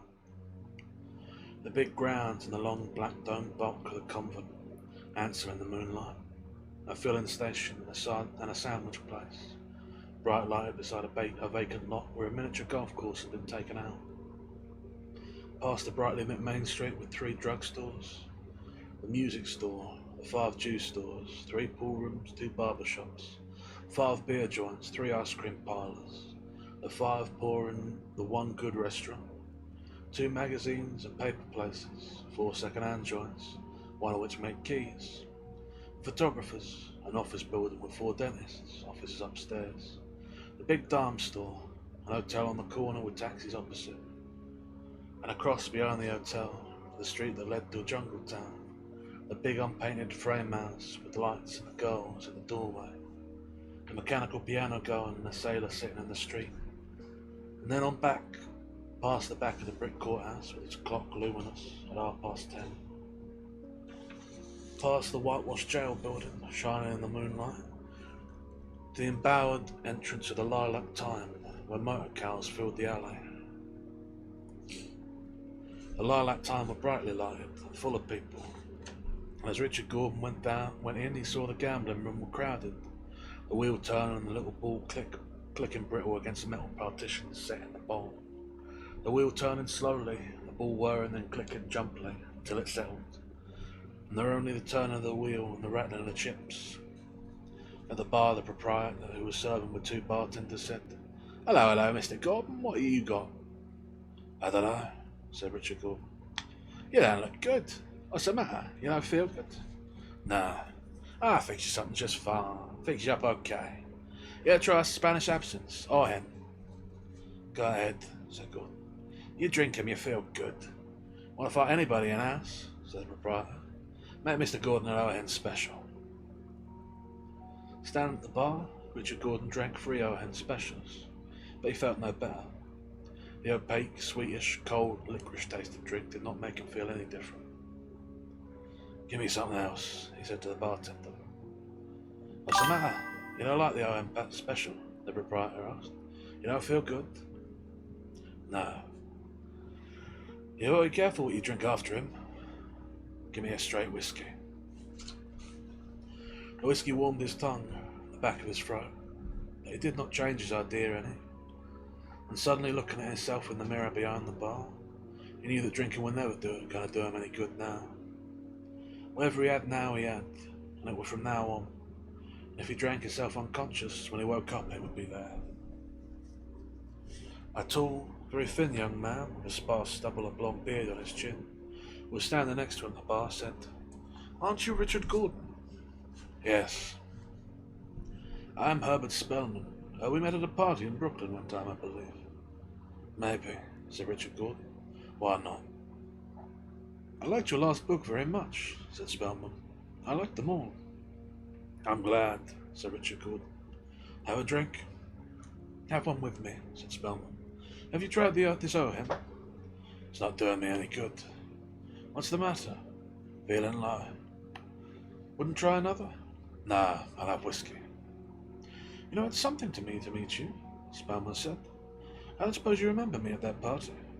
"No, but maybe it was a good party. You're not supposed to remember a good party, are you?" "I guess not," said Spellman. "But Margaret Van Brunt's, do you remember?" he asked hopefully. "I'm trying now." "I was the one who set fire to the place," Spellman said. "Nah," said Gordon. "Yes," said Spellman happily. "That was me. And it was the greatest party I was ever on." "What are you doing now?" Gordon asked. "Not much," said Spellman. "I get around a little. I'm taking it sort of easy now. You writing a new book?" "Yeah, about half done." "That's great," said Spellman. "What's it about?" "Strike at a textile plant." "That's marvellous," said Spellman. "You know, I'm a sucker for anything on the social conflict." "What?" "I love it," said Spellman. "I go for it above anything else. You're absolutely the best of the lot. Listen, has it got a beautiful Jewish agitator in it?" "Why?" asked Richard Gordon suspiciously. "It's a part for Sylvia Sidney. I'm in love with her. Want to see her picture?" "I've seen her," said Richard Gordon. "Let's have a drink," said Spellman happily. "Think of meeting you down here. You know, I'm a lucky fellow, really lucky." "Why?" asked Richard Gordon. "I'm crazy," said Spellman. "Gee, it's wonderful. It's just like being in love, only it always comes out right." Richard Gordon edged away a little. "Don't be that way," said Spellman. "I'm not violent. That is, I'm almost never violent. Come on, let's have a drink." "You've been crazy long?" "Oh, I think always," said Spellman. "I tell you, it's the only way to be happy in times like these. What do I care what Douglas Aircraft does? What do I care what AT&T does? They can't touch me. I just pick up one of your books, or I take a drink, or I look at Sylvia's picture, and I'm happy. I'm like a bird. I'm better than a bird. He seemed to hesitate, armed for a word. Then I read on, "I'm a lovely little stork," he blurted out and blushed. He looked at Richard Gordon fixedly, his lips working. A large blonde young man detached himself from a group down the bar, and coming towards him put an hand on his arm. "Come on, Harold," he said. "You'd better be getting home." Spellman looked at Richard Gordon wildly. "He sneered at a stork," he said. "He stepped away from a stork that wheels in circling front." "Come on, Harold," said the big young man. Spellman put out his hand to Richard Gordon. No offence, he said. You're a good writer. Keep right on with it. Remember, I'm always happy. Don't let them confuse you. See you soon. With a large young man's arm over his shoulder, the two of them moved out through the crowd to the door. Spellman looked back and winked to Richard Gordon. Nice fella, the proprietor said. He checked it. Very well educated. Studies too much, I guess. Likes to break glasses. Don't mean no harm. Pays for everything he breaks. He come in here much. In the evening. What did he say it was, a swan? A stork. Other night he were an horse, with wings. Like an horse in a white horse bottle, only with a pair of wings. Nice fella, all right. Plenty of money. Gets funny ideas. Finally keeps us down here now with his manager. He told me he likes your books, Mr. Gordon. What do you have to drink on the house? Whiskey, said Richard Gordon. He saw the sheriff coming towards him. The sheriff was an extremely tall, rather cadaverous, and very friendly man. Richard Gordon had seen him that afternoon at the Bradleys' party, and talked with him about the bank robbery. See, said the sheriff, you're not doing anything. Come along with me a little later. The Coast Guard's towing in Harry Morgan's boat. A tanker signalled it up off Matacumbe. They've got the whole outfit. My God, said Richard Gordon. They got them all. They're all dead except one man, the message said. You know who it is? No, they didn't say. God knows what happened. They got the money. Nobody knows. But it must be aboard if they didn't get to Cuba with it. When will they be in? Oh, it will be 2 or 3 hours yet. Where will they bring the boat? Into the Navy Yard, I suppose, where the Coast Guard ties up. Where will I see you to go down there? I'll drop in here for you. Here or down at Freddy's. I can't stick it up here much longer. It's pretty tough at Freddy's tonight. Full of those vets from up in the Keys. They always raise the devil. I'll go down there and look at him, Mr. Gordon said. I'm feeling kind of low. Well, keep out of trouble, the sheriff said. I'll pick you up there in a couple of hours. Want to lift down there? Thanks. Went out through the crowd, and Richard Gordon got in beside the sheriff in his car. What do you suppose happened in Morgan's boat? He asked. God knows, the sheriff said. It sounds pretty grisly. Didn't they have any other information? Not a thing, said the sheriff. Now look at that, will you? They were opposite the brightly lighted open front of Freddy's place, and they were jumping to the sidewalk. Men in dungarees, some bareheaded, others in caps, old service hats and in cardboard helmets, crowded the bar 3 deep. And the loudspeaker nickel and the slot phonograph were playing Isle of Capri. As they pulled up, a man came out and out the open door, another man on top of him. They fell and rolled on the sidewalk, and the man on top, holding the other's hair in both hands, banged his head up and down the cement, making a sickening noise. No one at the bar were paying any attention. The sheriff got out of the car and grabbed the man on top by the shoulder. Cut it out, he said. Get up there. The man straightened up and looked at the sheriff. For Christ's sake, can't you mind your own business? The other man, blood in his hair, blood oozing from one ear, and more of it trickling down his freckled face, squared off at the sheriff. Leave my buddy alone, he said thickly. What's the matter? Don't you think I can take it? You can take it, Joe. You can take it, Joe, the man who'd been hammering said. Listen to the sheriff, could you let me take a buck? No, said the sheriff. There go hell then, down the Richard Gordon. What about it, pal? I'll buy you a drink, said Gordon. Come on, said the vet, took out of Gordon's arm. I'll be by later, the sheriff said. Good, be waiting for you. So they edged in towards the end of the bar. The red-headed, freckle-faced man with a bloody ear and face gripped Gordon by the arm. My old buddy, he said. Hey, he's all right, said the other vet said. He can take it. I can take it, see, the bloody-faced one said. That's what I got it on them.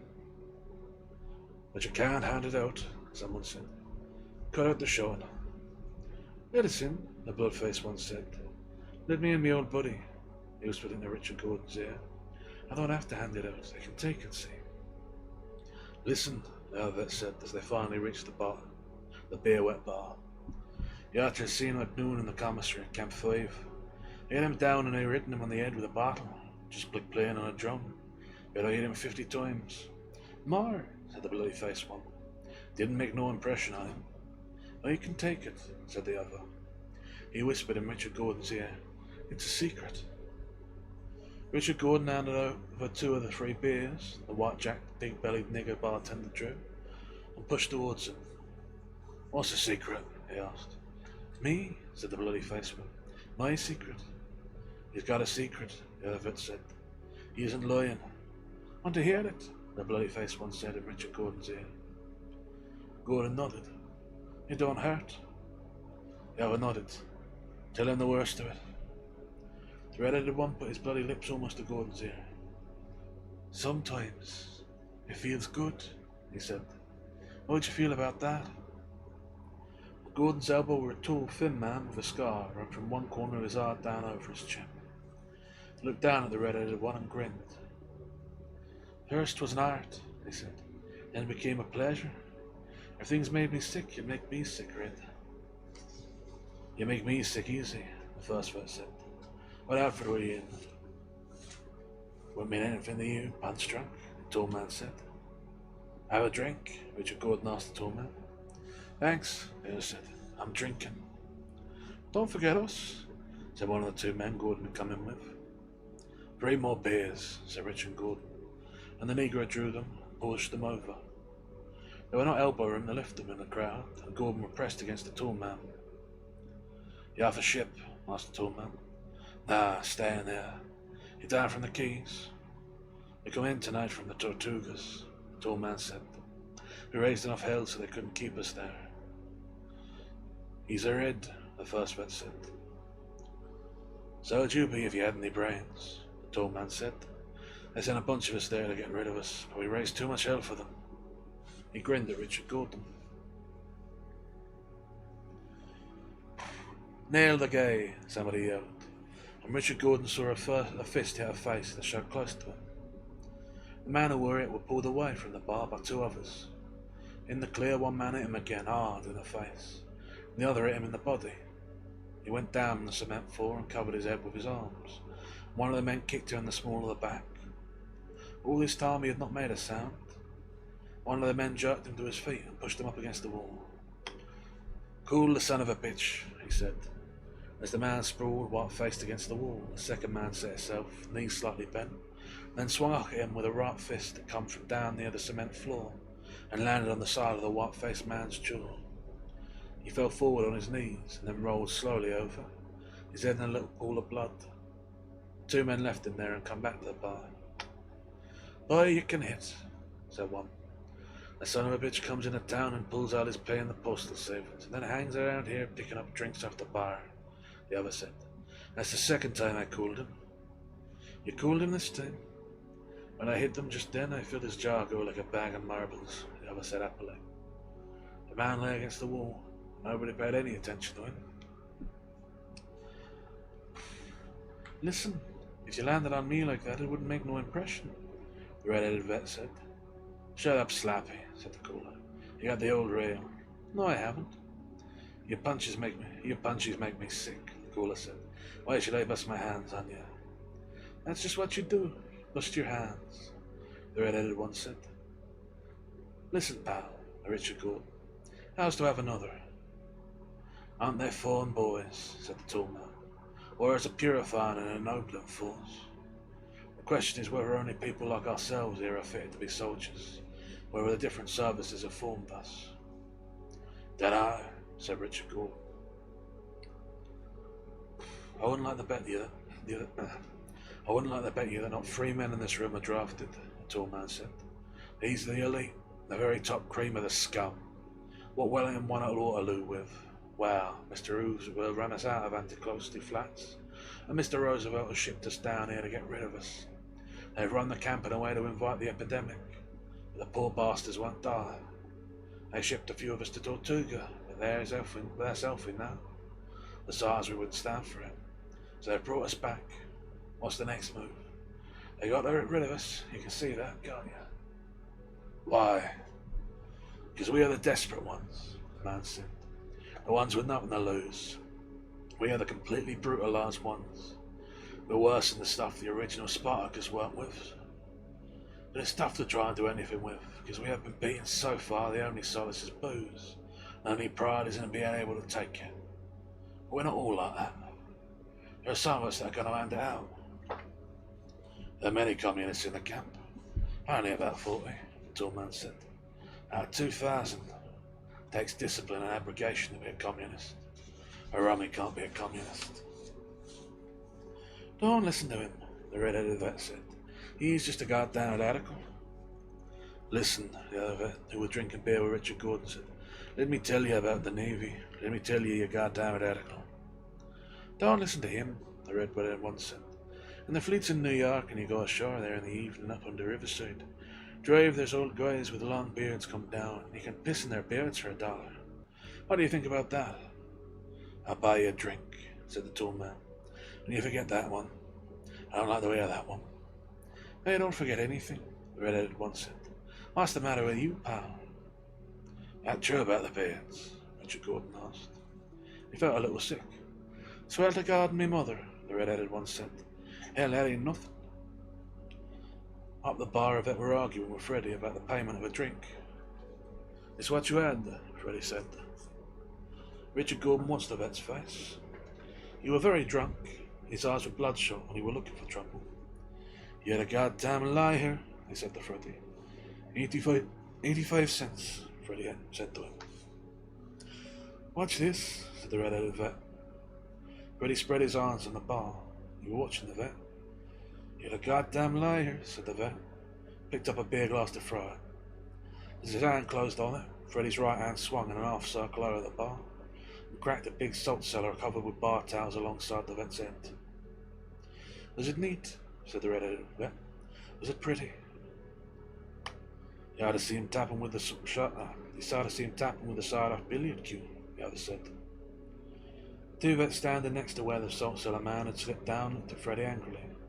What's the idea of calling him? Take it easy, said Freddie. This one is on the ass. Hey, Wallace, he said. Put that fellow over against the wall. Was it pretty? The red-headed vet asked Richard Gordon. Wasn't that sweet? An heavy-set young fellow had dragged the salt-cellared man out through the crowd. He pulled him to his feet and the man looked at him vacantly. Run along now, he said to him. Get yourself some air. Over against the wall, the man who had been called sat with his head in his hands. The heavy-set young man went over to him. You run along too, he said to him. You just get in trouble here. My jaw's broken, the cool one said thickly. Blubber ran out of his mouth and down his chin. You're lucky you aren't killed, that wallopy hit you, the thick-set young man said. You run along now. My jaw's broken, the other said dully. I broke my jaw. You'd better run along, the young man said. You just get in trouble here. He helped the jaw-broken man to his feet. He staggered unsteadily out into the street. Have you seen a dozen laying against the wall over there in a big night? The red-headed vat said. One morning I see that big boogie there mopping it up with a bucket. Didn't I see him mop it up with a bucket? He asked the big negro bartender. Yes, sir, said the bartender. Plenty of times, yes, sir. But you never seen me fight nobody. Didn't I tell you? Said the big red-headed vat. With a bucket. This looks like a big night coming on, the other vet said. What do you say, pal? Richard Gordon. Okay, we have another one. Richard Gordon could feel himself getting drunk. His face reflected in the mirror of the bar was beginning to look strange to him. What's your name? He asked the tall communist. Jacks, said the cool man. Nelson Jacks. Where were you before you come here? Around, the man said. Mexico, Cuba, South America, around. I envy you, said Richard Gordon. Why envy me? Why don't you get to work? I've written 3 books, Richard Gordon said. I'm writing one now about Gastonia. Good, said the tall man. That's fine. What did you say your name was? Richard Gordon. Ah, said the tall man. What do you mean, ah? Nothing, said the tall man. You ever read the books? Richard Gordon asked. Yes. Didn't like 'em. No, said the tall man. Why? Don't like to say so. Go ahead. I thought they were shit, the tall man said, and turned away. Guess this is my night, said Richard Gordon. This is my big night. What did you say you have? He asked the red-headed vet. I got $2 left. One beer, said the red-headed man. Listen, you're my pal. I think your books are fine. Dwell with that radical bastard. You haven't got a book with you? Asked the other vet. Pal, I'd like to read one. Do you ever write for Western stories or war races? I could read that war races every day. Who's that tall bird? Asked Richard Gordon. I tell you, he's just a radical bastard, said the second guy. Camp's full of them. We'd run him out, but I tell you, half the time most of the guys in camp can't remember. Can't remember what? Asked the red-headed one. Can't remember anything, said the other. You see me? Asked the red-headed one. Yeah, said Richard Gordon. Would you guess I got the finest little life in the world? Why not? But I have, said the red-headed one. That girl is nuts about me. She's like a slave. Give me another cup of coffee, I said to her. Okay, Pop, she says. And I get it. Anything else the same way. She's carried away with me. If I get a whim, it's her law. Only where is she? Asked the other vet. That's it, said the red-headed one. That's it, pal. Where is she?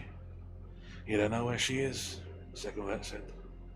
Not only that, said the red-headed one. I don't know where I saw her last. You don't even know what country she's in. But listen, buddy, said the red-headed one. Where she is, that little girl is faithful. That's God's truth, said the other vet. You can stake your life on that. Sometimes, said the red-headed one, I think that she is maybe Ginger Rogers. She's gone into my moving pictures. Why not, said the other one. Then again, I just see her waiting there quietly where I live, keeping the home fire burning, said the other one. That's it, said the red-headed one. She's the finest little woman in the world. Listen, said the other one, my old mother's okay too. That's right.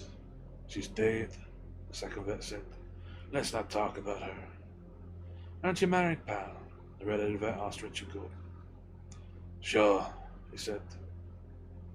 Down the bar, about 4 men away, you could see the red face, the blue eyes, and sandy, beard-hued moustache of Professor McWolsey. Professor McWolsey were looking straight ahead of him, and as Richard Gordon watched, he finished his glass of beer out, raised his lower lip, removed the foam from his moustache. Richard Gordon noticed how bright his blue eyes was. As Richard Gordon watched him, he felt sick feeling in his chest, and he knew for the first time how a man feels when he looks at a man his wife is leaving him for. What's the matter, pal? Nothing. You don't feel good, I can tell you feel bad. No, said Richard Gordon. You look like you've seen a ghost. You see the fella down there with a moustache? Asked Richard Gordon. Him? Yes. What about him? Asked the second vet. Nothing, said Richard Gordon. God damn it, nothing. Is he a bother to you? We can cool him. The three of us can jump in and you can put the boots to him. Nah, said Richard Gordon. Won't do any good. We'll get him when he goes outside, the red-haired vet said. I don't like the look of him. The son of a bitch looks like a scab to me. I hate him, said Richard Gordon. He's ruined my life. We'll give him the works, said the second vet. The yellow rat. Listen, Red, get a hold of a couple of bottles. We'll beat him to death. Listen, when do you do it, pal? Okay, we have another one? We got $1.70, Richard Gordon said. Maybe we better get a pint then. The red-headed vet said. My teeth are floating now. No, said the other. The beer is good for you. This is draft beer. Stick with the beer. Let's go and beat this guy up and come back. Drink some more beer. I paused there because the ad is about to come on. And there they is on now. So,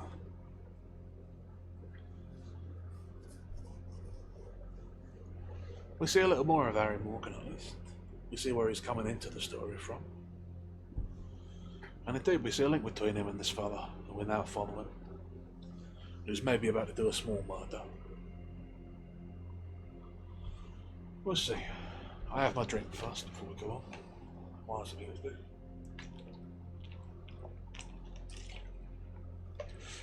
But yeah, we see how Harry Morgan's going to come back in. Found by a tanker, and the sheriff knows he's there. Knows he's being brought in. Doesn't know he's alive. Knows. We know at least. And things are going a certain way, aren't they? The old author who was made to wait pretty effectively. His wife is leaving him, and it's justified. And he's maybe about to kill the man she's leaving him for. Well, she's not really leaving him for the man. She's leaving him because she hates him. Pretty clear about that. The professor's just a convenient excuse. Someone to step off to. Don't know if they'll do a murder about it though. It might give him a kicking, but I don't think he's got the stones for a murder. He's not like Harry Morgan. This is Richardson. Soft. Writes bad books about strikes. At least according to a communist. You'd think a communist would be quite confused about books about strikes, so it must be quite a poor one indeed. What else is there to say? A lot of drinking tonight, and at the bar. Some unrest, obviously the Navy boys pulling it. Probably Freddie's not too happy on account of his boat being lost, and Harry Morgan, who is his friend, for all that's lost. Dead or lost or some such. And Marie crying, coming home from the sheriff's office. Who can say it? Who can say? What mirror is there to give on this then? Strange, really. It's Hemingway again. I always struggle to find more to talk about than he gives, because he's very direct in what he says. Good at that. Still. Makes his friends quickly, easy to do at a bar when everyone's smashed like that. Loses them just as quickly when he reveals he's an author. Great way to lose them. But yeah. Got two good companions though. Having $2 would do that for you when drinks is 30 cents. Anyhow, I have my other drink now.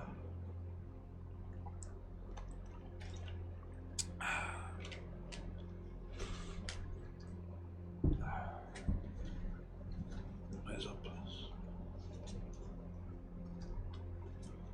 Right, that's the ads over, so where were we? No, said the other. This beer's good for you. This is draft beer. Stick with a beer. Let's go and beat this guy up and come back and drink some more beer. Nah, leave him alone. No, pal, not us. He said that rat ruined your wife. My life, not my wife.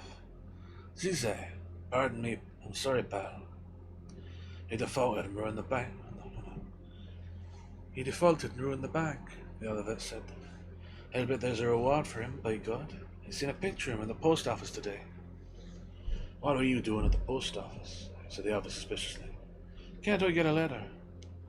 What's the matter with getting letters? Calm. You think I went to the postal savings? What were you doing in the postal office? I just stopped by.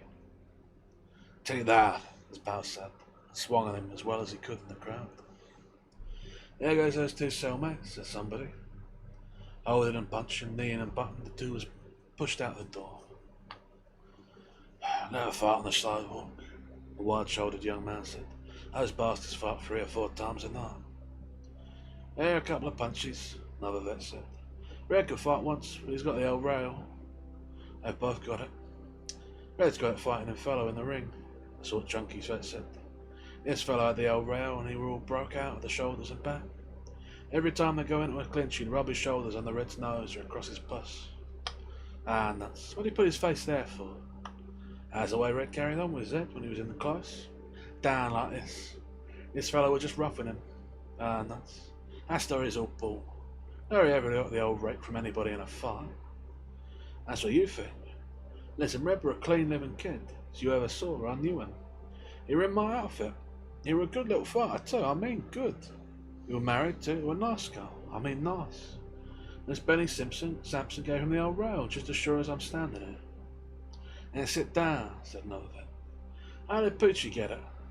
He got it in Shanghai. Where'd you get yours? I ain't got it. Where did Suds get it? Off a girl in Brest coming home. That's all you guys ever talked about, the old rail. What difference the old rail makes? None the way we are now, one vet said. You're just as happy with it. Peach is happy, huh? He don't know where he is. What's the old rail? Professor McWolsey asked the man next to him at the bar. The man told him. I wonder what the derivation is, Professor McWolsey said. Dunno, said the man. Always heard it called the old rail since I heard it called the old rail since my first enlistment. Some call it rail, but I usually call it the old rail. I'd like to know, said Professor McWolsey. Most of the terms are old English words. Why do I call it the old rail? I bet next to Professor McWolsey asked another. Dunno. Nobody seemed to know.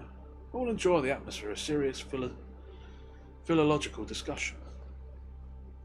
Richard Gordon was next to Professor McWolsey at the bar now. When Red and Poochie had started fighting, he had been pushed down there, and he had not resisted the move. Hello, Professor McWolsey said to him. You want a drink? Not with you, said Richard Gordon. Suppose you're right, said Professor McWolsey. You ever see anything like this? No, said Richard Gordon. It's very strange, said Professor McWolsey. They're amazing. I always come here nights. Don't you ever get into trouble? No, why should I? Drunken farts. I never seem to have any trouble. A couple of friends of mine wanted to beat you up a couple of minutes ago. Yes. Wish I would have let them. Don't think it would make much difference, said Professor McWolsey in the old way of speaking yet. If I annoy you by being here, I can go. No, said Richard Gordon. I sort of like to be near you. Yes, said Professor McWolsey. You ever been married?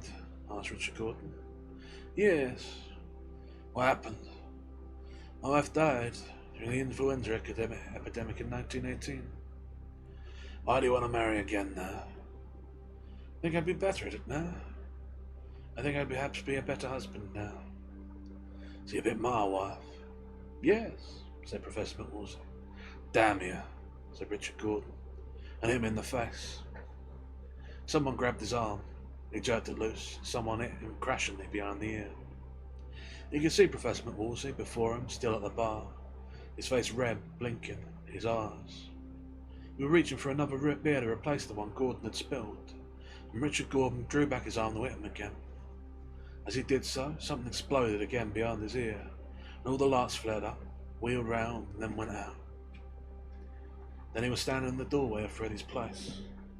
His head was ringing, and the crowd room were unsteady, and wheeling slightly, and he felt sick to his stomach. He could see the crowd looking at him. The big-shouldered young man was standing by him. Listen, he was saying, you don't want to start any trouble in here. There's enough fights in here with those rummies. Who hit me? Asked Richard Gordon. I hit you, said the wide young man. That fella's a regular customer here. You want to take it easy. You don't want to go to fight in here. Suddenly unsteady, Richard Gordon saw Professor McWolsey coming towards him, away from the crowd at the bar. I'm sorry, he said. I didn't want anybody to slug you. I don't blame you for feeling the way you do. God damn you, said Richard Gordon, and started towards him. It was the last thing he remembered doing for the wild young man, set himself, dropped his shoulders slightly, and clicked him again. They went down, this time, on the cement floor on his face. The wild young man turned to Professor McWolsey. That's all right, Doc, he said hospitably. He won't annoy you now. What's the matter with him anyway? I've got to take him home, said Professor McWolsey. Will he be all right? Sure. Help me get him to a taxi, said Professor McWolsey.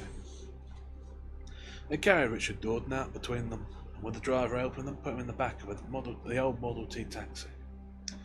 You're sure he'll be all right? Asked Professor McWolsey. Just pulling his ears good when you want to bring him to. Put some water on him. Look out, he don't want to fight when it comes to. Don't let him grab you, Doc. No, said Professor McWolsey. Richard Gordon's head lay back at an odd angle in the back of the taxi, and he made an heavy, rasping noise when he breathed. Professor McWolsey put his arm under his head and held it so it did not bump against the seat. Where are we going? Asked the driver. Out down the other end of town, said Professor McWolsey. Past the park and down the street from the place where they sell mullets. That's the Rocky Road, the driver said. Yes, said Professor McWolsey. As they passed the first coffee shop up the street, Professor McWolsey told the driver to stop. You want to go in and get some cigarettes? He laid Richard Gordon's head down carefully on the seat and went into the coffee shop. When he come out to get back in the taxi, Richard Gordon was gone. Where'd he go? I asked the driver. Asked him up the street, the driver said. Catch up with him? As the taxi pulled up even with him, Professor McWoolsey got out and went up to Richard Gordon, who were lurching along the sidewalk. Come on, Gordon, he said. We're going home. Richard Gordon looked at him. We, he said, swearing. I want you to go home in this taxi. You go to hell. I wish you'd come, Professor McWoolsey said. I want you to get home safely. Where's your gang? Said Richard Gordon. What gang? Your gang that beat me up. It was the bouncer. I didn't know he was going to hit you. You lie, said Richard Gordon. He swung at the red-faced man in front of him and missed him. He slipped forward onto his knees and got up slowly. His knees were scraped raw from the sidewalk, but he did not know it. Come on, and fight, he said brokenly. I don't fight, said Professor McWoolsey. If you'll get into the taxi, I'll leave you. Go to hell, said Richard Gordon, and started down the street. Leave him go, said the taxi driver. He's all right now. You think he'll be all right? Hell, the taxi driver said. He's perfect. I'm worried about him, Professor McWoolsey said. You can't get him in without fighting him, the taxi driver said. Let him go, he is fine. Is he your brother? In a way, said Professor McWoolsey. He watched Richard Gordon lurching down the street until he were out of sight in the shadow from the big tree, whose branches dipped down and grow into the ground like roots. What he were thinking as he watched him were not pleasant. It is a mortal sin, he thought, a grave and deadly sin, a great cruelty. More technically, one's religion may permit the ultimate result. I cannot pardon myself. On the other hand, the surgeon cannot desist while operating for fear of hurting the patient. Why must all the operations in life be performed without anaesthetic? If I had been a better man, I would have let him beat me up. It would have been better for him. The poor stupid man, poor homeless man. I ought to stay with him, but I know that is too much for him to bear. I am ashamed and disgusted with myself. I hate what I have done. May all turn out badly too. But I must not think about that. I will not return now to the anaesthetic. I have used for 17 years. I will not return now to the anaesthetic I have used for 17 years, and will not need much longer. Though it's probably a vast for now, which I can only invent excuses. Though at least it is a vice for which I am suited. But I wish I could help that poor man whom I am wronging. Drive me back to Freddy's, he said. That's the end of chapter 22. Strange watching someone's life fall apart. Strange too the way it sort of shifts halfway through from Gordon's perspective to the Professor's. The whole thing's a bit odd.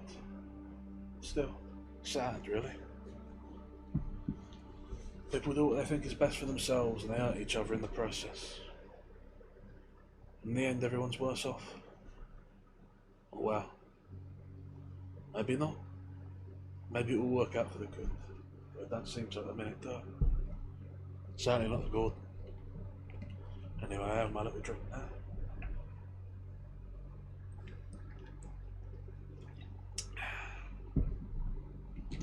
We press on to chapter 23.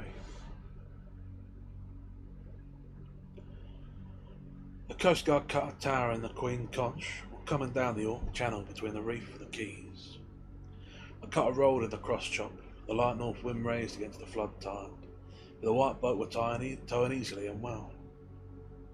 She'll be alright if she doesn't breeze, the Coast Guard captain said. She told us pretty too. The Robbie built nice boats. Did you make out any of the Gulf he was talking? He didn't make any sense, the mate said. He's way out of his head. Guess he'll die all right, the captain said. Shot in the belly that way. Suppose he killed those 4 Cubans. You can't tell. He asked him, but he didn't know what he was saying. Should we go talk to him again? Let's have a look at him. Let's have a look at him, the captain said. Leaving the quartermaster at the wheel, running the beacons down the channel, they went beyond the wheelhouse and the captain's cabin. Harry Morgan lay there on the iron pipe bunk. His eyes were closed, but he opened them when the captain touched his wide shoulder. "How you feeling, Harry?" the captain asked him. Harry looked at him and did not speak. "Can we get you anything, boy?" the captain asked him. Harry Morgan looked at him. "You don't hear you," said the mate. "Harry," said the captain, "do you want anything, boy?" He wet a towel in the water bottle on a gimbal by the bunk and moistened Harry Morgan's deeply cracked lips. It was dry and black looking at him. Harry Morgan started speaking. "A man," he said. "Sure," said the captain. "Go on." "A man," said Harry Morgan, very slowly. "Ain't got no, hasn't got any, can't, really isn't any way out." And he stopped. There had been no expression on his face at all when he spoke. "Go on, Harry," said the captain. "Tell us who did it. How did it happen, boy?" "A man," said Harry, looking at him now with his narrow eyes and a wide, arch-cheekbone face, trying not to tell him. "4 men," said the captain helpfully. He moistened the lips again, squeezing the towel so a few drops went between them. "A man," corrected Harry and stopped. "All right, a man," the captain said. "A man," Harry said, again very flatly, very slowly, talking with his dry mouth. "Now the way things are, the way they go, no matter what now." The captain looked at the mate and shook his head. "Who did it, Harry?" the mate asked. Harry looked at him. "Don't fool yourself," he said. The captain and the mate both bent over him. Now it were coming. "Like trying to pass on cars on the top of hills. On that road in Cuba. On any roads. Anywhere. Just like that. I mean how things are. The way they've been going. For a while, yes, sure, all right. Maybe we're luck. A man." He stopped. The captain shook his head at the mate again. Harry Morgan looked at him flatly. The captain wet Harry's lips again. They made a bloody mark on the towel. "A man," Harry Morgan said, looking at them both. "One man alone ain't got. No man alone now." He stopped. "No matter how, a man alone ain't got no bloody fucking chance." He shut his eyes. It had taken him a long time to get it out, and it had taken him all of his life to learn it. He lay there, his eyes open again. "Come on," the captain said the captain to the mate. "You sure you don't want anything, Harry?" Harry Morgan looked at him but did not answer. He had told them, but they had not heard. "We'll be back," the captain said. "Take it easy, boy." Harry Morgan watched them go out the cabin. Forward in the wheelhouse, watching it get dark and the light of sombrero start to sweep out at sea, the mate said, "He gives you the willies out of his head like that." "Poor fella," the captain said. "Well, we'll be in pretty soon now. We'll get him in soon after midnight. If we don't have to slow down for that tow." "Think he'll live?" "No," said the captain. "You can't ever tell." That's the end of chapter 23. Now would you look at that? Turns out that nice, polite young Spaniard did in fact make an impression on Harry, because it seems to me, at least by the way he's talking in the general sense, that he is in fact embracing some of the ideology behind communism. Look at that. And all it took was getting shot in the gut and dying a slow, horrible death, all at the hands of a fate that he could not avoid because of the nature of capitalism. Wow. The bug really is catching it. And yeah.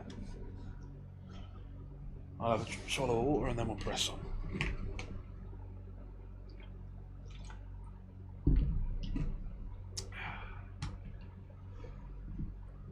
Chapter 24. There was many people in the dark street outside the iron gate that closed the entrance to the old submarine base, now transformed into a yacht basin. The Cuban watchman had orders to let no one in.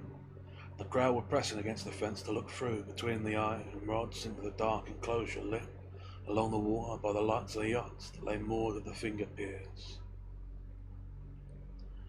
The crowd were quiet, as only a Key West crowd can be. The yachtsmen pushed and elbowed their way through to the gate and by the watchman. "Hey, you can't come in," the watchman said. "What the hell? We're off a yacht." "Nobody's supposed to come in," the watchman said. "Get back." "Don't be stupid," said one of the yachtmen, and pushed him aside to go up the road towards the dock. Behind them were the crowd outside the gate, where the little watchman stood uncomfortable and anxious, in his cap and his long moustache and his dishevelled authority, wishing he had a key to lock the big gate, and, as they strode artfully up the sloping road, they saw an end, and passed a group of men waiting at the Coast Guard pier. They paid no attention to them, walked along the dock, past the piers where the other yachts lay, to pier number 5, and out on the pier where the gangplank reached, in the glare of floodlight, from rough wooden pier to the teak deck, with a new Eczema 2. In the main cabin they sat in big leather chairs beside a long table, on which magazines were spread. One of them rang for the steward. "Scotch and soda," he said. "You, Henry?" "Yes," said Henry Carpenter. "What was the matter with that silly ass at the gate?" "I have no idea," said Henry Carpenter. The steward in his white jacket brought the 2 glasses. "Play those discs I put out after dinner," the yachtsman, whose name was Wallace Johnston, said. "I am afraid I put them away, sir." "Damn you," said Wallace Johnston. "Play that new back album, then." "Very good, sir," said the steward. He went over to the record cabinet and took out an album and moved with it the phonograph. He began playing the Sarabande. "Did you see Tommy Bradley today?" asked Henry Carpenter. "I saw him as the plane came in." "I can't bear him," said Wallace. "Neither him nor that whole wife of his." "I like Helena," said Henry Carpenter. "She has such a good time." "Did you ever try it?" "Of course, it's marvellous." "I can't stick her at any price," said Wallace Johnston. "Why in God's name does she live down here?" "They have a lovely place." "It is a nice clean little yacht place," said Wallace Johnston. Is it true Tommy Bradley's impudent?" "I shouldn't think so. You hear that about everyone. He's simply broad-minded." "Broad-minded is excellent. She's certainly broad if there ever was one." "She's a remarkably nice woman," said Henry Carpenter. "You'd like her, Wally?" "I would not," said Wallace. "She represents everything I hate in a woman, and Tommy Bradley epitomizes everything I hate in a man." "You feel awfully strongly tonight." "You never feel strongly because you have no consistency," Wallace Johnson said. "You can't make up your mind. You don't know what you are, even." "Let's drop me," said Henry Carpenter. He lit a cigarette. "Why should I?" "Well, one reason you might is because I go with you on your bloody yacht, and at least half the time I do what you want to do. And that'll keep you from paying blackmail to the bus boys and sailors, and one thing and another, that do know what they are, and what you are." "You're in a pretty mood," said Wallace Johnson. "You know I never play blackmail." "No, you're too right. You have friends like me instead." "I haven't any other friends like you." "Don't be charming," said Henry. "I don't feel up to it tonight. Just go ahead and play Bach and abuse your steward and drink a little too much and go to bed." "What's got into you?" said the other man, standing up. "Why are you getting so damned unpleasant? You're not such a great bargain, you know." "I know," said Henry. "I'll be oh so jolly tomorrow, but tonight's a bad night." "Didn't you ever notice any difference in nights?" "I suppose when you're rich enough there isn't any difference." "You talk like a schoolgirl." "Good night," said Henry Carpenter. "I'm not a schoolgirl nor a schoolboy. I'm going to bed. Everything will be awfully jolly in the morning." "What did you lose? Is that what makes you so gloomy?" "I lost 300. See, I told you that was it. You always know, don't you? But look, you lost 300. I've lost more than that." "How much more?" "The jackpot," said Henry Carpenter. "The eternal jackpot. I'm playing a machine now that doesn't give jackpots anymore. And tonight I just happened to think about it. Usually I don't think about it. Now I'm going to bed, so I won't bore you." "You don't bore me." "But just try not to be rude." "I'm afraid I'm rude and you bore me. Good night. Everything will be fine tomorrow." "You're damned rude." "Take it or leave it," said Henry. "I've been doing both all my life." "Good night," said Wallace Johnson hopefully. Henry Carpenter did not answer. He was listening to the back. Don't go off to bed like that, Wallace Johnson said. Why be so temperamental? Drop it. Why should I? I've seen you come out of it before. Drop it. Have a drink and cheer up. I don't want to drink, and it wouldn't cheer me up. I'll go off to bed then. I am, said Henry Carpenter. That was how it were that night on the new Exuma 2, with a crew of 12, Captain Nils Larsen, master, and on board Wallace Johnson, owner, 38 years old, M.A. Harvard, composer, money from silk mills, unmarried, interdit de séjour in Paris, well known from Algiers to Biskra, and one guest, Henry Carpenter, 36, M.A. Harvard, money now 200 a month in the trust fund from his mother, formerly 450 a month until the bank administering the trust fund had exchanged one good security for another good security, for others not so good securities, and finally for an equity in an office building the bank had been saddled with, which paid nothing at all. Long before this reduction in income, it had been said of Henry Carpenter that if he were dropped from a height of 5,500 feet without a parachute, he would land safely with his knees under some rich man's table. But he gave value in good company for his entertainment, and while it were only lately and rarely that he felt and expressed himself, as he had tonight, his friends had felt for some time that he were cracking up. If he had not been felt to be cracking up, with that instinct for feeling something wrong with a member of the pack, and healthy desire to turn him out, if it is impossible to destroy him, which characterises the rich, he would not have been reduced to accepting the hospitality of Wallace Johnston. As it were, Wallace Johnston, with his rather special pleasures, were Henry Carpenter's last stand, and he would defending his position better than he knew for his honest courting of an end to their relationship. His subsequent brutality of expression and sincere insecurity of tenure intrigued and seduced the other, who might, given Henry Carpenter's age, has easily been bored by a steady compliance. Thus Henry Carpenter postponed his inevitable suicide by a matter of weeks, if not months. The money, on which it is not worthwhile for him to live, were $170 more a month than the fisherman Albert Tracy had been supporting his family on at the time of his death 3 days before. Aboard the other yachts lying on Finger Piers, there was other people with other problems. One of the largest yachts, an handsome black barkentine rigged three-master, a 60-year-old grain broker lay awake, worrying about the report he had received from his office, of the activities of the investigators from the Internal Revenue Bureau. Ordinarily at this time of night, he would have quieted his worry with Scotch eyeballs, and have reached the state where he felt as tough and as regardless of consequences as any of the old brothers of the coast with whom, in character and standards of conduct, he had truly much in common. But his doctor had forbidden him all liquor for a month, for 3 months really. That is, they said it would kill him in a year if he did not give up alcohol for at least 3 months. So we were going to lay off it for a month, and now he worried about the call he had received from the Bureau before he left town, asking him exactly where he would go and whether he planned to leave the United States coastal waters. He lay now in his pyjamas on his wide bed, 2 pillows under his head, the reading light on. He could not keep his mind on the book, which were an account of a trip to the Galapagos. In the old days, he'd never brought them to this bed. He had them in their cabins, and he'd come to this bed afterwards. This was his own stateroom, as private to him as his office. He never wanted a woman in his room. When he wanted one, he went to hers. When he was through, he was through. Now that he was through for good, his brain had the same clear coldness always that had, in the old days, been an after effect.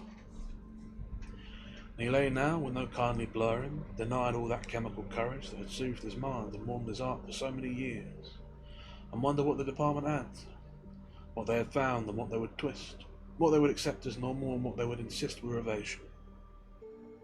They were not afraid of them, but only hated them and the power they would use so insolently that all his own hard, small, tough and lasting insolence, that one permanent thing he had gained, that was truly valid, would be drilled through, and, if he were ever made afraid, shattered.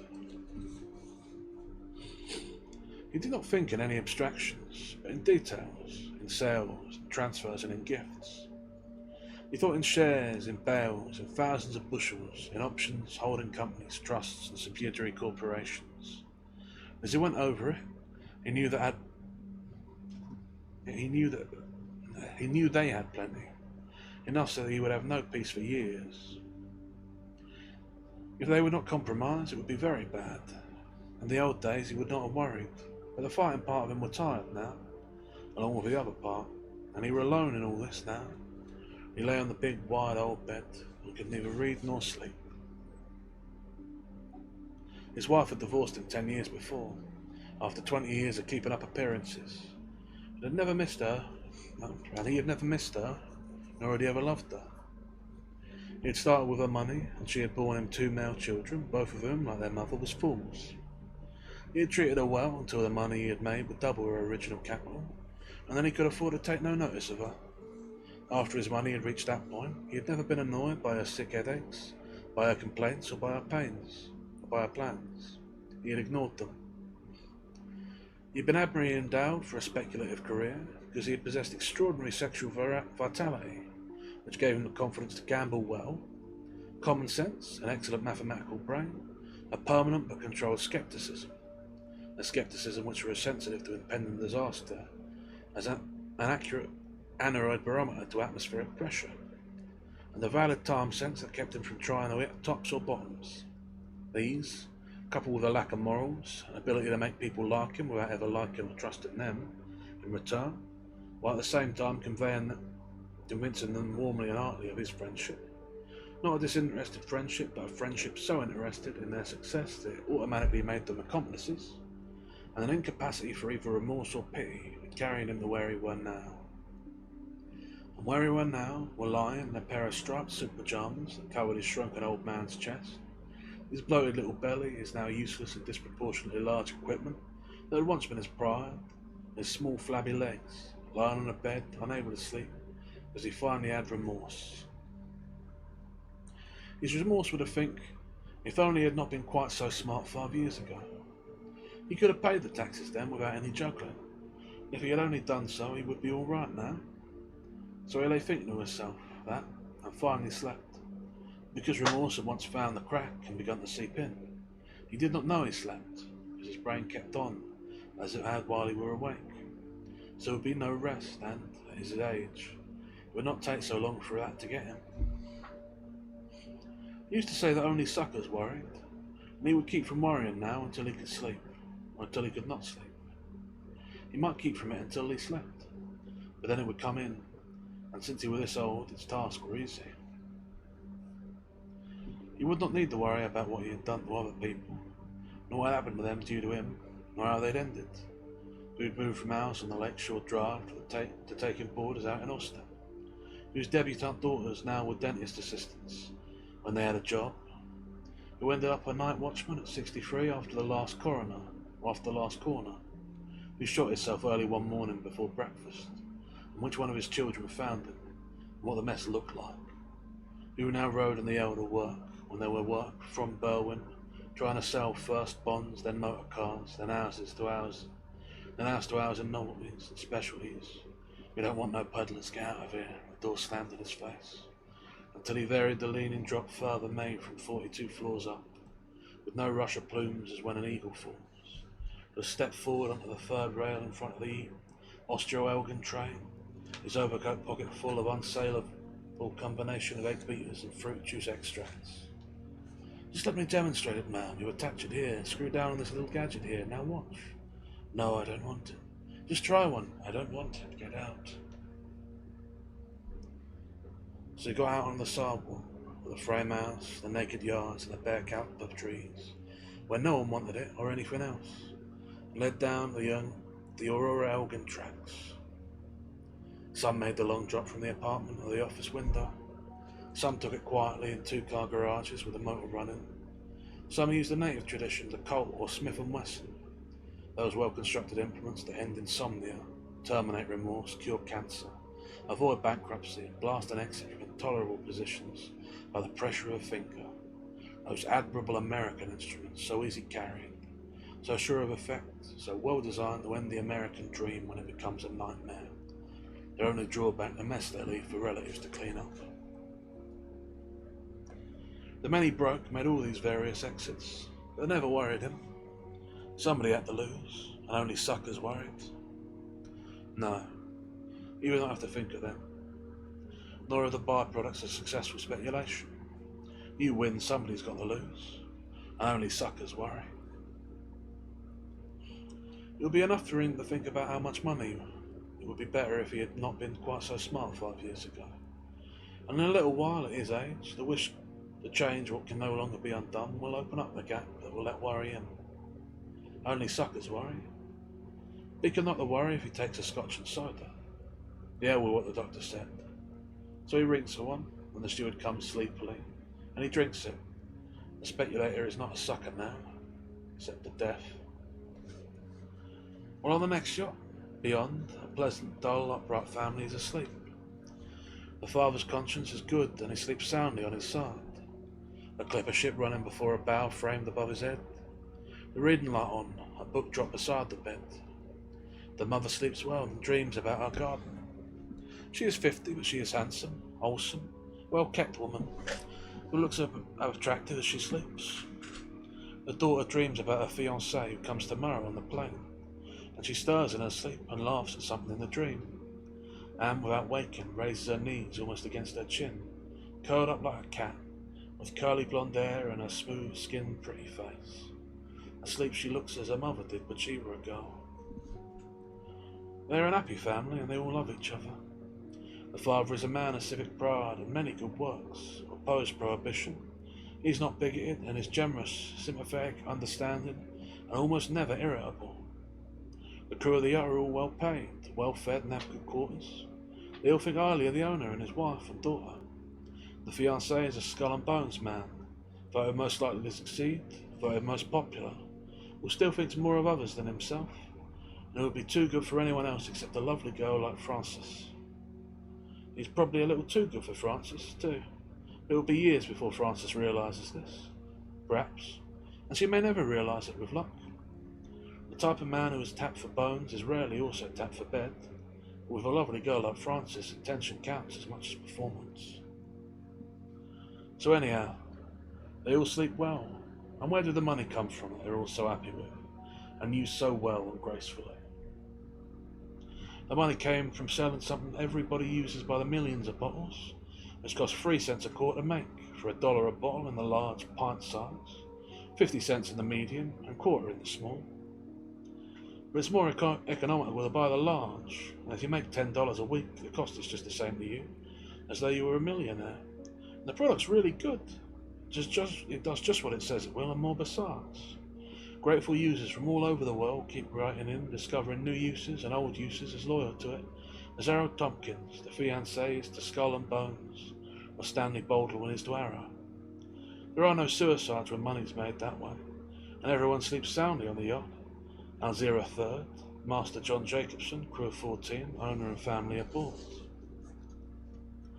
At Pier 4 there is a 34-foot yawl-rigged yacht, with 2 of the 324 Estonians who are sailing around in different parts of the world in boats between 28 and 36 feet long, and sending back articles to the Estonian newspapers.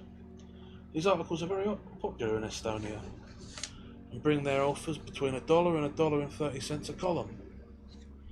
They take the place occupied by the baseball or football news in American newspapers, and are run under the heading of sagas of our intrepid voyagers. No well-run yacht basin in southern waters is complete without at least 2 sunburned, salt-bleached-headed Estonians who are waiting for a cheque from their last article. When it comes, they will sail to another yacht basin and write another saga. They are very happy too, almost as happy as the people on the Alzira 3. It's great to be an intrepid voyager. On the Tide of 4, a professional son-in-law of the very rich and his mistress, named Dorothy, the wife of that highly paid Hollywood director, John Hollis, whose brain is in the process of outlasting his liver, so that he will end up calling himself a communist to save his soul, his other organs being too corroded to attempt to save them, are asleep.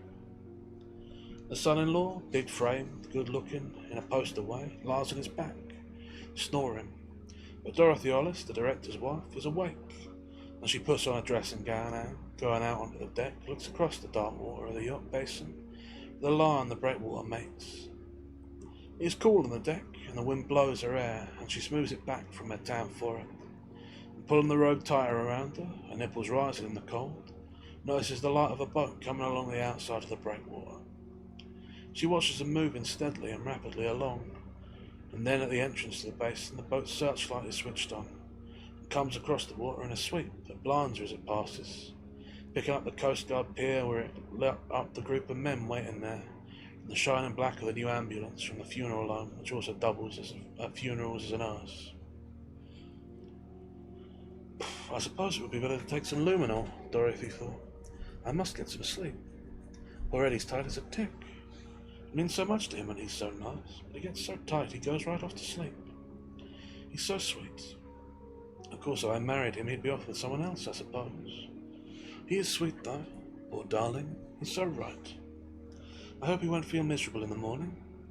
I must go and set this wave and get some sleep. He looks like the devil. I do want to look lovely for him. He is sweet. I wish I'd brought a maid. I couldn't, though, not even Bates. I wonder how poor John is. Oh, he is sweet, too. I hope he's better. His poor liver. I wish you were there to look after him. I might go and get some sleep so I won't look a fright tomorrow. Eddie is sweet. So's John and his poor liver. Oh, his poor liver. Eddie is sweet. I wish he hadn't gotten so tight. He's so big and jolly and marvellous and all. Perhaps he won't get so tight tomorrow. She went below and found her way to her cabin, and, sitting before the mirror, commenced brushing her hair, 100 strokes. She smiled at herself in the mirror as the long bristled brush went through her lovely hair. Eddie is sweet. Yes, he is. I wish he hadn't gotten so tight. Men all have something that way. Look at John's liver. I'm glad you can't see it.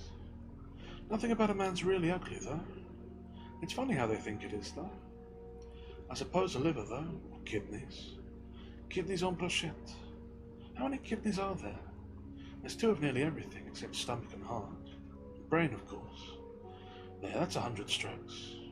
I love to brush my hair. It's almost the only thing that you do that's good for you that's fun. I mean, by yourself. Oh, Eddie is sweet. Suppose I just went in there. No, he's too tight. Poor boy. I'll take the luminol. She looked at herself in the mirror. She was extraordinarily pretty, with a small, very farm figure.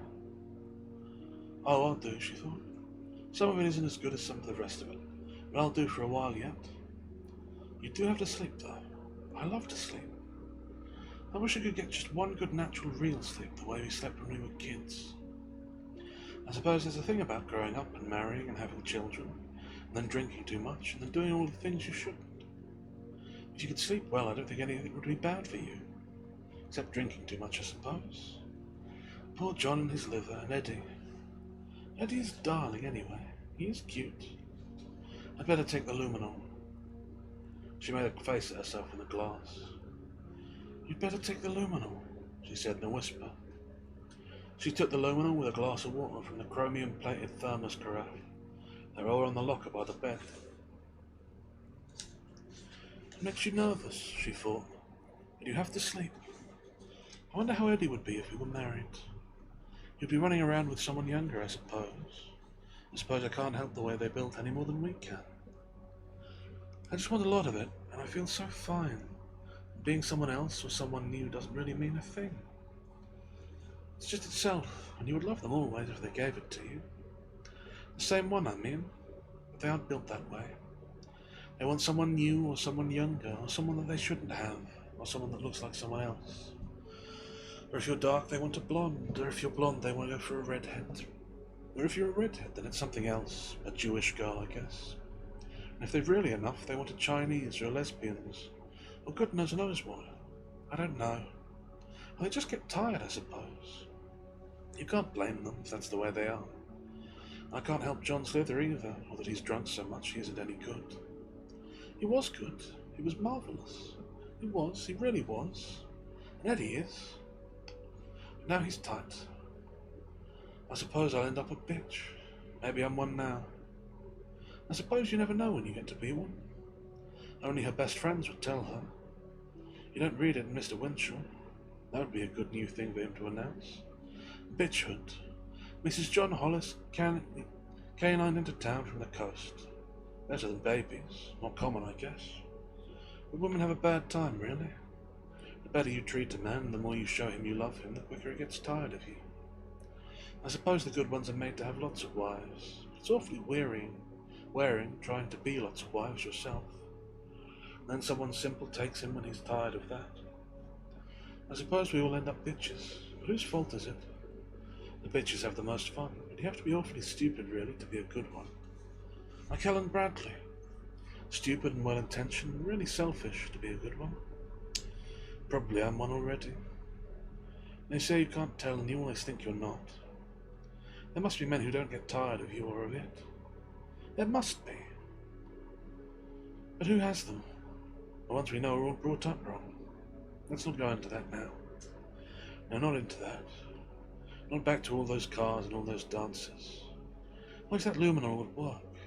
Damn, Eddie, really. You shouldn't have really gotten so tight. It isn't fair, really. No one can help the way they're built, but getting tight has nothing to do with that. I suppose I am a bitch, all right.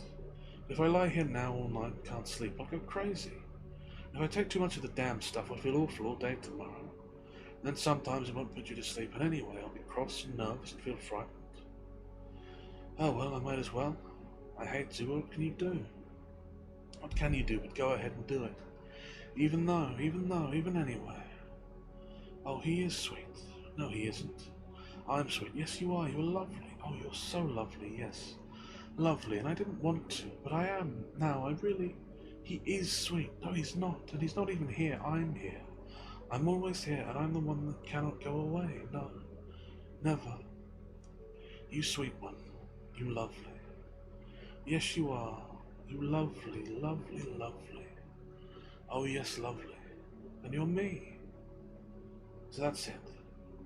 That's all the way it is. So what about it always now and over now? All over now, all right. I don't care. What difference does it make? It isn't wrong if I don't feel badly. And I don't. I just feel sleepy now. And if I wake, I'll do it again before I'm really awake.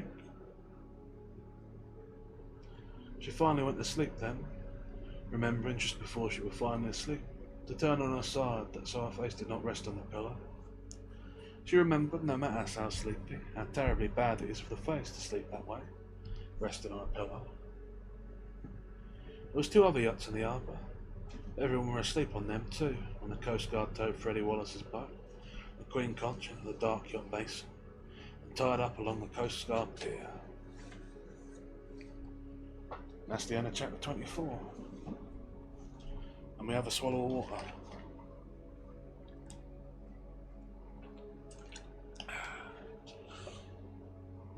And we see lives happen. Just little glimpses. Little things to take note of just occasionally. Things you've never really seen before. Strange, isn't it? State of the world. The little glimpses you're allowed. But who's to say, yeah? Who's to say? Anyhow, pressing on. Right then. Chapter 25, near the end now.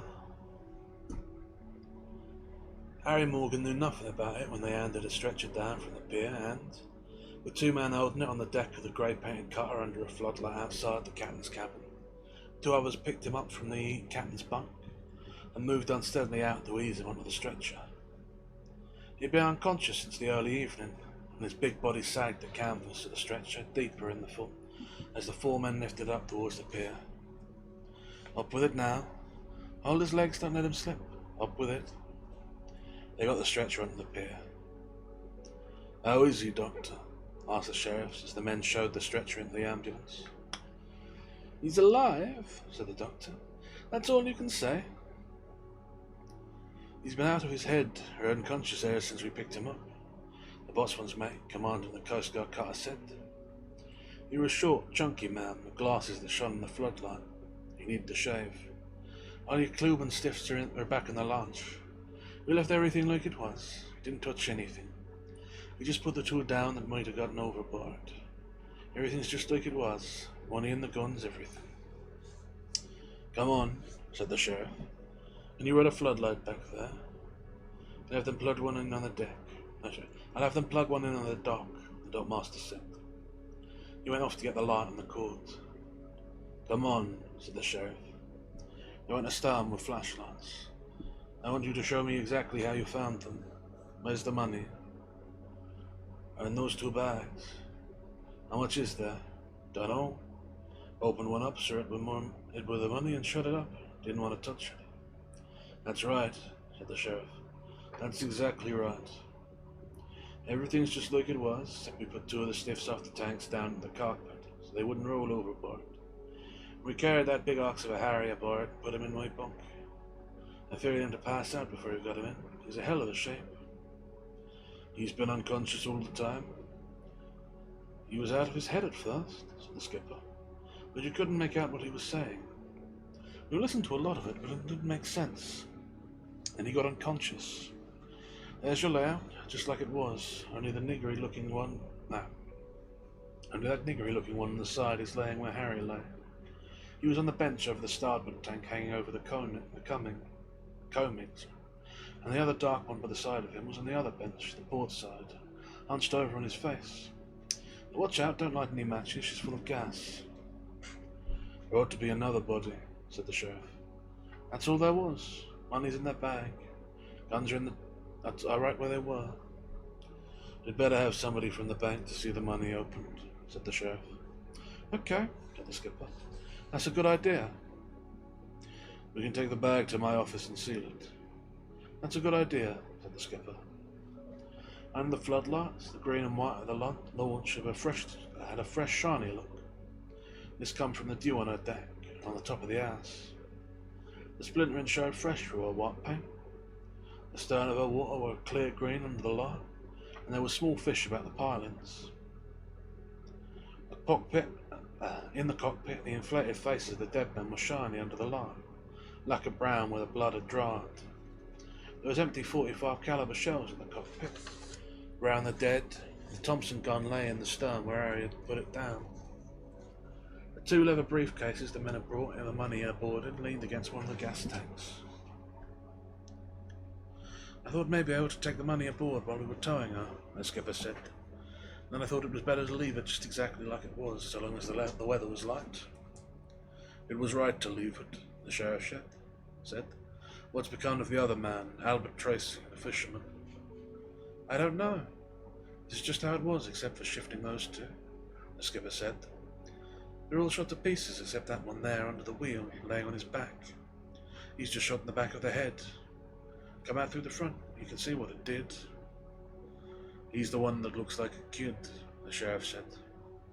Doesn't look like anything for now, the skipper said.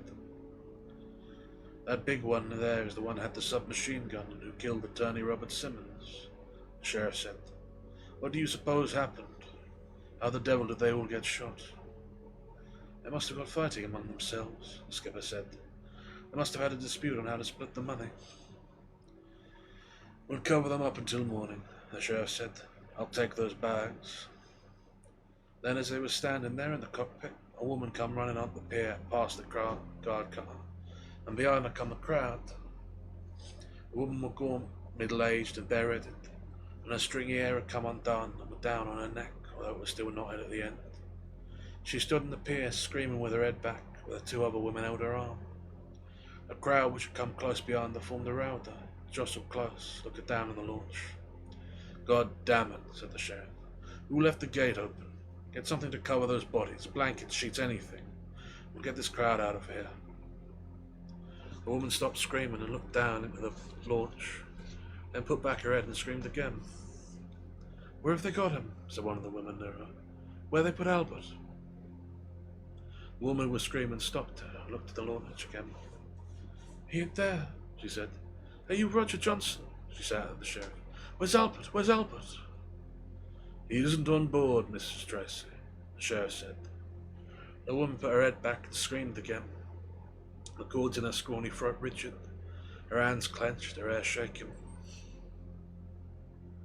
In the back of the crowd, people were shoving and elbowing to get to the dockside.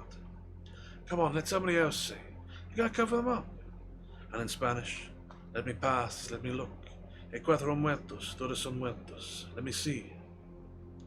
Now the woman was screaming, Albert, Albert, oh my God, where's Albert? In the back of the crowd, two young Cubans who had just come up and could not penetrate the crowd stepped back, then ran and shoved forward together. The front line of the crowd swayed and bulged. Then, in the middle of a scream, Mrs. Tracy and her two supporters toppled, hung slightly forward in desperate unbalance, and then, while the supporters wildly out to safety, Miss Tracy, still screaming, fell into the green water, the scream becoming a splash and a bubble. Two Coast Guard men dove into the clear green water when Mrs. Tracy was splashing in the floodlight. The sheriff leaned out on the stern and shoved the boat hook to her, finally raised from below by the two Coast Guardsmen. Pulled by the arm by the sheriff, she hoisted out in the stern of the launch. No one in the crowd had made a move to aid her, and as she stood, dripping on the stern, she looked up at them, shook both her fists, and shouted, Passage, biches! Then as she looked in the cockpit, she wailed, Albert, where's Albert? He's not on board, Mrs. Tracy, the sheriff said, taking a blanket and put it round her. Try to be calm, Mrs. Tracy. Try to be brave. My plate, said Mrs. Tracy pleasantly. Lost my plate. We'll dive it up in the morning. The skipper of the Coast Guard cutter told her. We'll get it all right. The Coast Guard men had climbed up on the stern and were standing dripping. Come on, let's go, one of them said. I'm getting cold. You all right, Mrs. Tracy? The sheriff said, putting a blanket around her. All right, said Mrs. Tracy. Well, tie. And clenched both her hands and put her head back to really scream. Mrs. Tracy's grief was greater than she could bear. The crowd listened to her and was silent and respectful. Mrs. Tracy provided just the sound effect that were needed to go with the sight of the dead bandits that were now being covered with Coast Guard blankets by the sheriff and one of the deputies, thus veiling the greatest sight the town had seen since the Isleño had been lynched years before out on the country road, and then being unable to swing from a telephone pole in the light of all the cars that had come out to see it. The crowd were disappointed when the bodies were covered, but they all alone of all the town had seen them. They had seen Mrs. Tracy fall into the water, and they had, before they come in, seen Harry Morgan carried off on a stretcher into the Marine Hospital. When the sheriff ordered them out of the yacht basin, they went quietly and happily. They knew how privileged they had been. Meanwhile, at the Marine Hospital, Harry Morgan's wife, Marie, and her three daughters waited on a bench in the receiving room. The three girls was crying, and Marie was biting on a handkerchief. She hadn't been able to cry since about noon. Daddy shot in the stomach, one of the girls said to her sister. It's terrible, said the sister. Be quiet, said the older sister. I'm praying for him. Don't interrupt me. Marie said nothing, only sat there, biting on her handkerchief and on her lower lip. After a while, the doctor came out. She looked at him and he shook his head. Can I go in? She asked. Not yet, he said. She went over to him. Is he gone? She said. I'm afraid so, Mrs. Morgan. Can I go and see him? Not yet. He's in the operating room. Oh, Christ, said Marie. Oh, Christ. I'll take the girls home, then I'll be back. Her throat suddenly was swollen hard shut so she could not swallow. Come on, you girls, she said. The three girls followed her out of the old car when she got in the driver's seat and started the engine. How's Daddy? One of the girls asked. Marie did not answer. How's Daddy, Mother? Don't talk to me, Marie said. Just don't talk to me. But shut up, honey, said Marie. Just shut up and pray for him. The girls began to cry again. The ad break is about to come on, so we'll pause there for a moment while I have my little drink.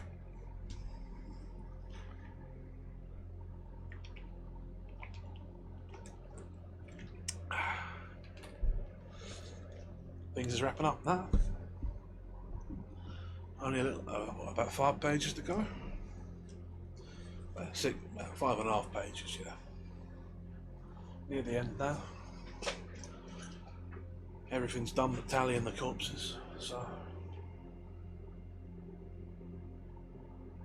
He wasn't a good man, was Harry Morecambe.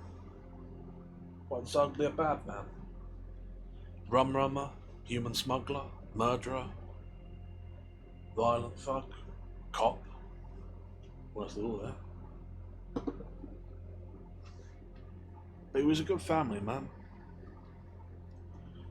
Now he's dead, you feel the worse for him. Because being dead, he's beyond all suffering. Don't do him a lick of ill to be dead. Only the people he cared about. Only the people who was the best part of him, eh? A dreadful shame, eh? Dreadful shame.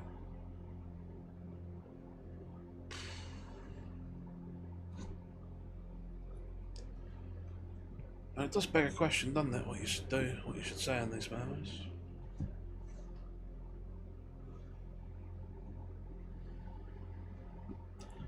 Does a man become good in death?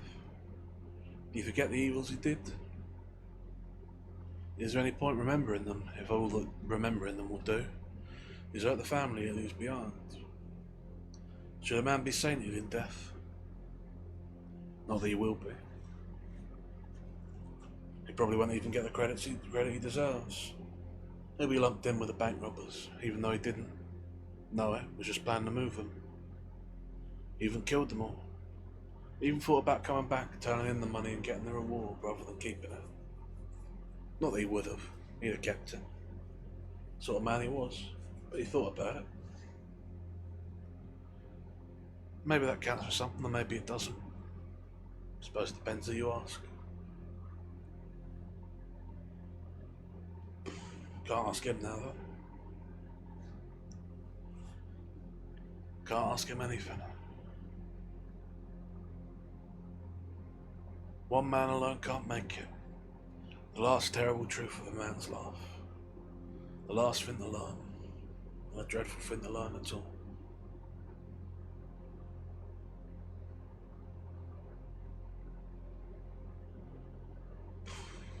Anyhow, ads is almost over, so I have another drink and we'll get back into it.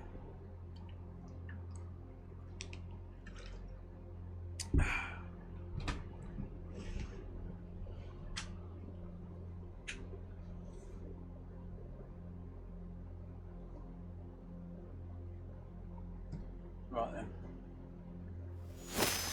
Ooh. Fair enough, I could probably do with it. Oh.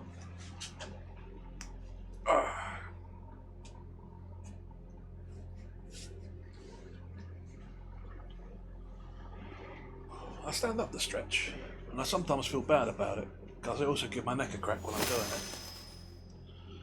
And you sometimes hit some good pops, and I don't know if they get picked up by the mic. Oh, very good then, Wild. There's not much left, so I shall I shall finish the rest of this story sitting up all straight and proper. Now that I'm stretched and as limber as I'm going to be. Right then. I'm wriggling my neck around trying to elicit another good pop because I feel like I cheated you. I can't get one. Oh, maybe you got that one. There we are. But yeah, sitting up straight.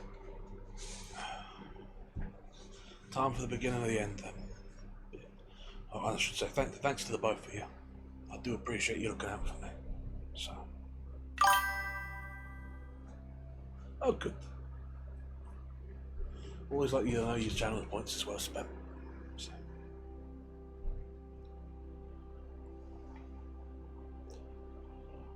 Shut up, honey, said Marie. Just shut up and pray for him. The girls began to cry again. Damn it, said Marie. Don't cry like that. I said pray for him. We will, said one of the girls. I haven't stopped since we were at the hospital. As they turned into the warm white coral of the rocky road, the headlights of the car showed a man walking unsteadily along ahead of them. Some poor rummy, thought Marie. Some poor goddamn rummy. They passed the man who had blood on his face and who kept on unsteadily in the dark after the lights of the car had gone on up the street. It was Richard Gordon on his way home. At the doors of the house, Marie stopped the car. Go to bed, you girls, she said. Go on up to bed. But what about Daddy? One of the girls asked. Don't you talk to me. Marie said. For Christ's sake, please, don't speak to me. She turned the car on the road and started back towards the hospital. Back at the hospital, Marie Morgan climbed the steps in a rush. The doctors met her on the porch as he come out through the screen door. He was tired on his way home. He's gone, Miss Morgan, he said. He's dead. He died on the table. Can I see him? Yes, the doctor said. He went very peacefully, Mrs. Morgan. He was in no pain. Oh, hell, said Marie. Tears began to run down her cheeks. Oh, she said. Oh. The doctor put his hand on her shoulder. Don't touch me, Marie said. Then, I want to see him. Come on, the doctor said.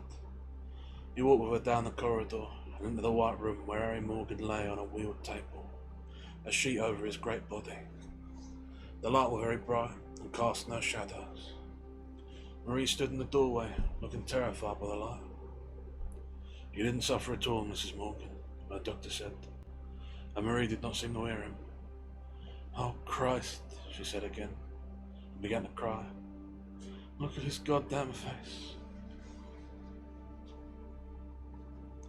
That's the end of chapter 25. Oh, good. Just noticed that comment from up here. Well, I shall be more diligent in the future in being by the mark when things crack. But yeah. There's a little bit of tonal whipness here, isn't there? Just, oh yeah, let's make sure we have some good cracks. Anyway, grieving with that. A little bit messed up. But you gotta be a little bit messed up, don't you? Gotta make it through. Anyway, only 4 pages left, so we'll press on. Chapter 26. I don't know, Marie Morgan was thinking, sitting at the dining room table.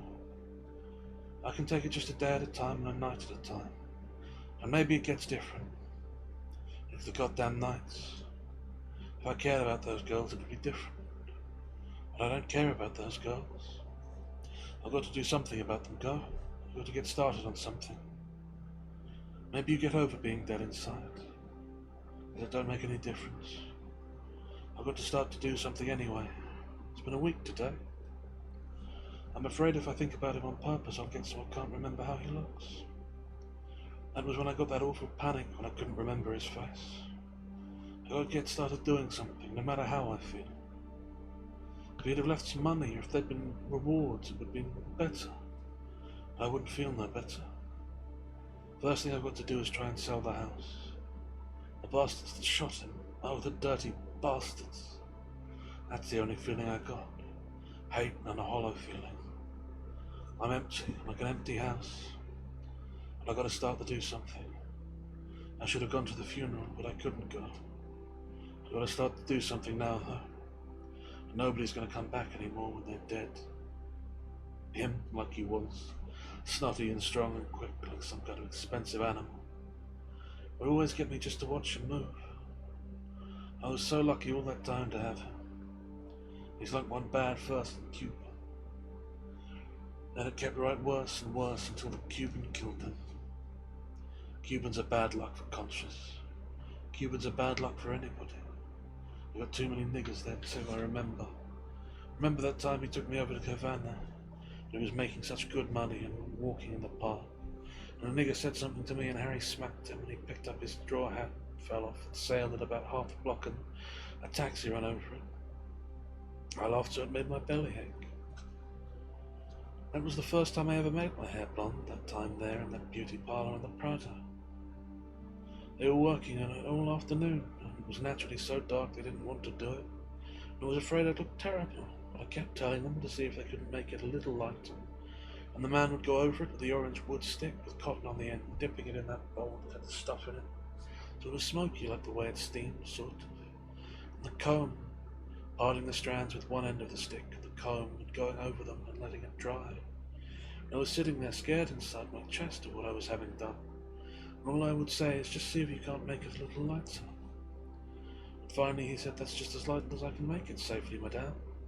And he shampooed it and put a wave in. I was afraid to look even for fear it would be terrible. and he waved it parted on one side and high behind my ears with a little tight curl in the back, and it's still wet. I couldn't tell how it looked, except it looked all changed, and I looked strange to myself. He put a net over it wet, said, and put me under the dryer, and all the time I was scared about it. And then when I come out from under the dryer, he took the net off and the pins out, combed it, and it was just like gold. I came out of the place and saw myself in the mirror, and it shone so in the sun. It was so soft and silky when I put my hand and touched it. I couldn't believe it was me, and I was so excited I was choked with it. I walked down the Prado to the cafe where Harry was waiting.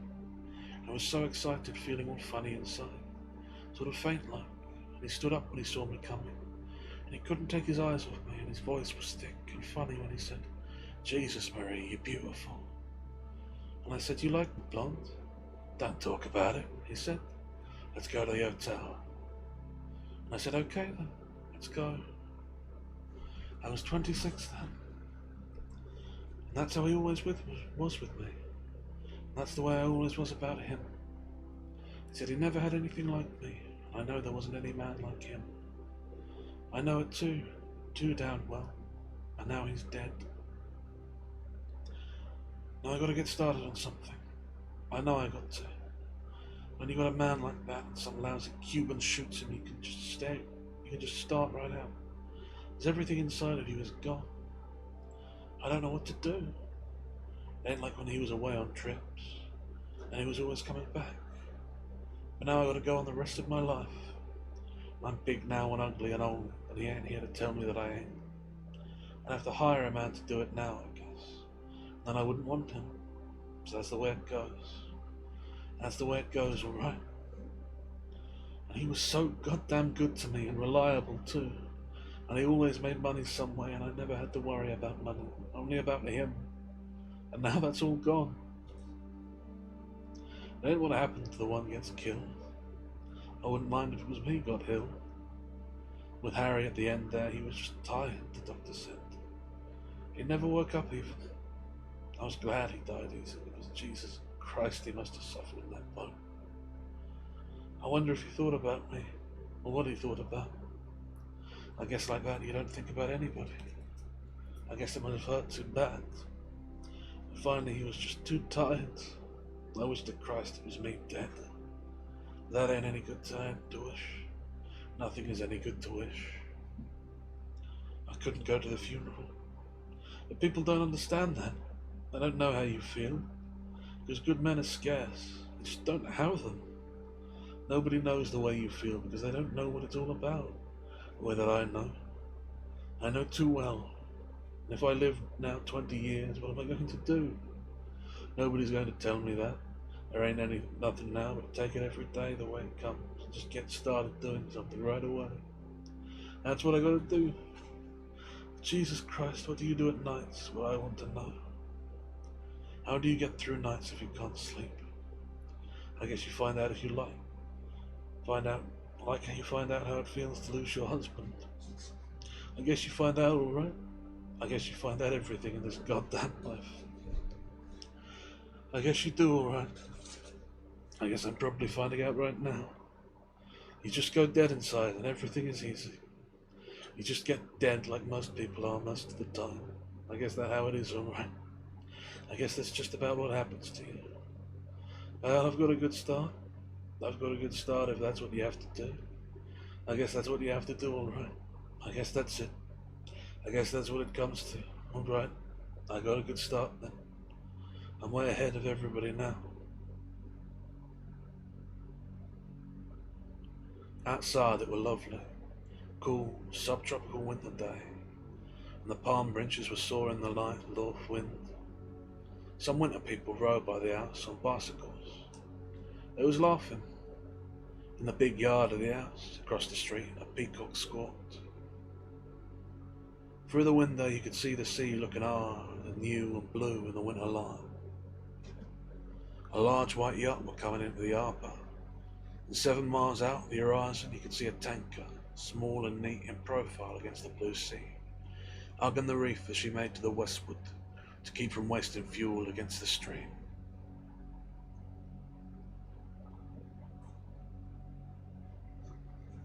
And that's the end of to have and to have not. Sorry, to have and have not. By Ernest Hemingway. Let's do a little talking about that one, shall we?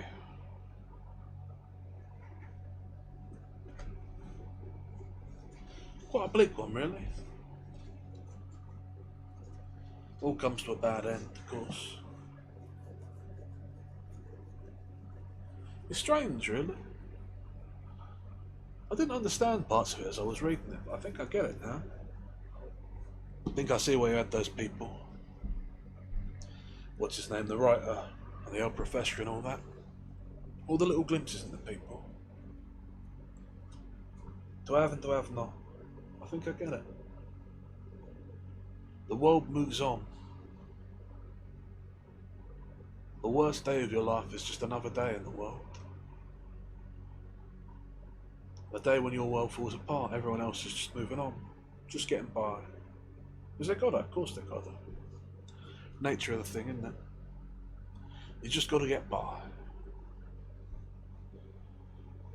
And so on the day that your life falls apart, the worst day of your life, the world keeps spinning, people keep getting drunk and fucking, and living their lives. When your wife leaves you some old rummy professor and you fall to pieces, well, that's nothing new, is it? You're just some rummy drunk on the side of the road to a woman driving past. When your husband dies, it was your whole world and kept everything together, where you're a cold bitch for not going to the funeral. And the world keeps turning and it never understands. No one man is enough. No one man can take it all, can do it all, can make it without air in the world. And yet everyone is just one man, just one person. But no one really gets it. You can't get it. Nature of the thing. No one can feel your pain, because if you felt everyone's pain, you'd lose yourself to it. You'd go mad with it. The world keeps turning, if you have or if you have not.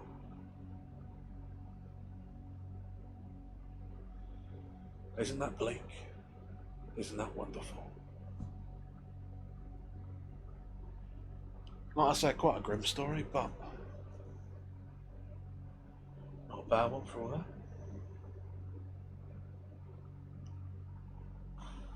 Anyhow, let's read out who's live.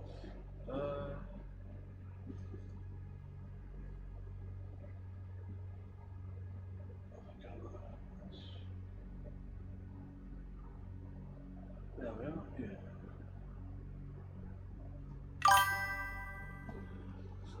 Oh, you're very welcome, Blake. I hope you've enjoyed that. I know it wasn't exactly the happiest of stories, but there's something to this. Here we are. I know who we'll read out to. Got to read out to Inkor, who was part of the Scamline Club a little while back. Get this up. Anyhow, yeah. I do appreciate all of you for being there, as always. I know I say it every time, but I do mean it. I hope you've enjoyed it. I think this was a good one.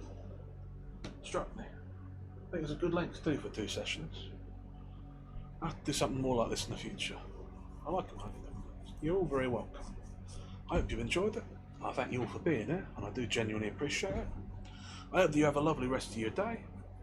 As always, until the next time we are here to meet, where you have to be here if you want my blessing again. You've all been wonderful, and as always, ta-ra.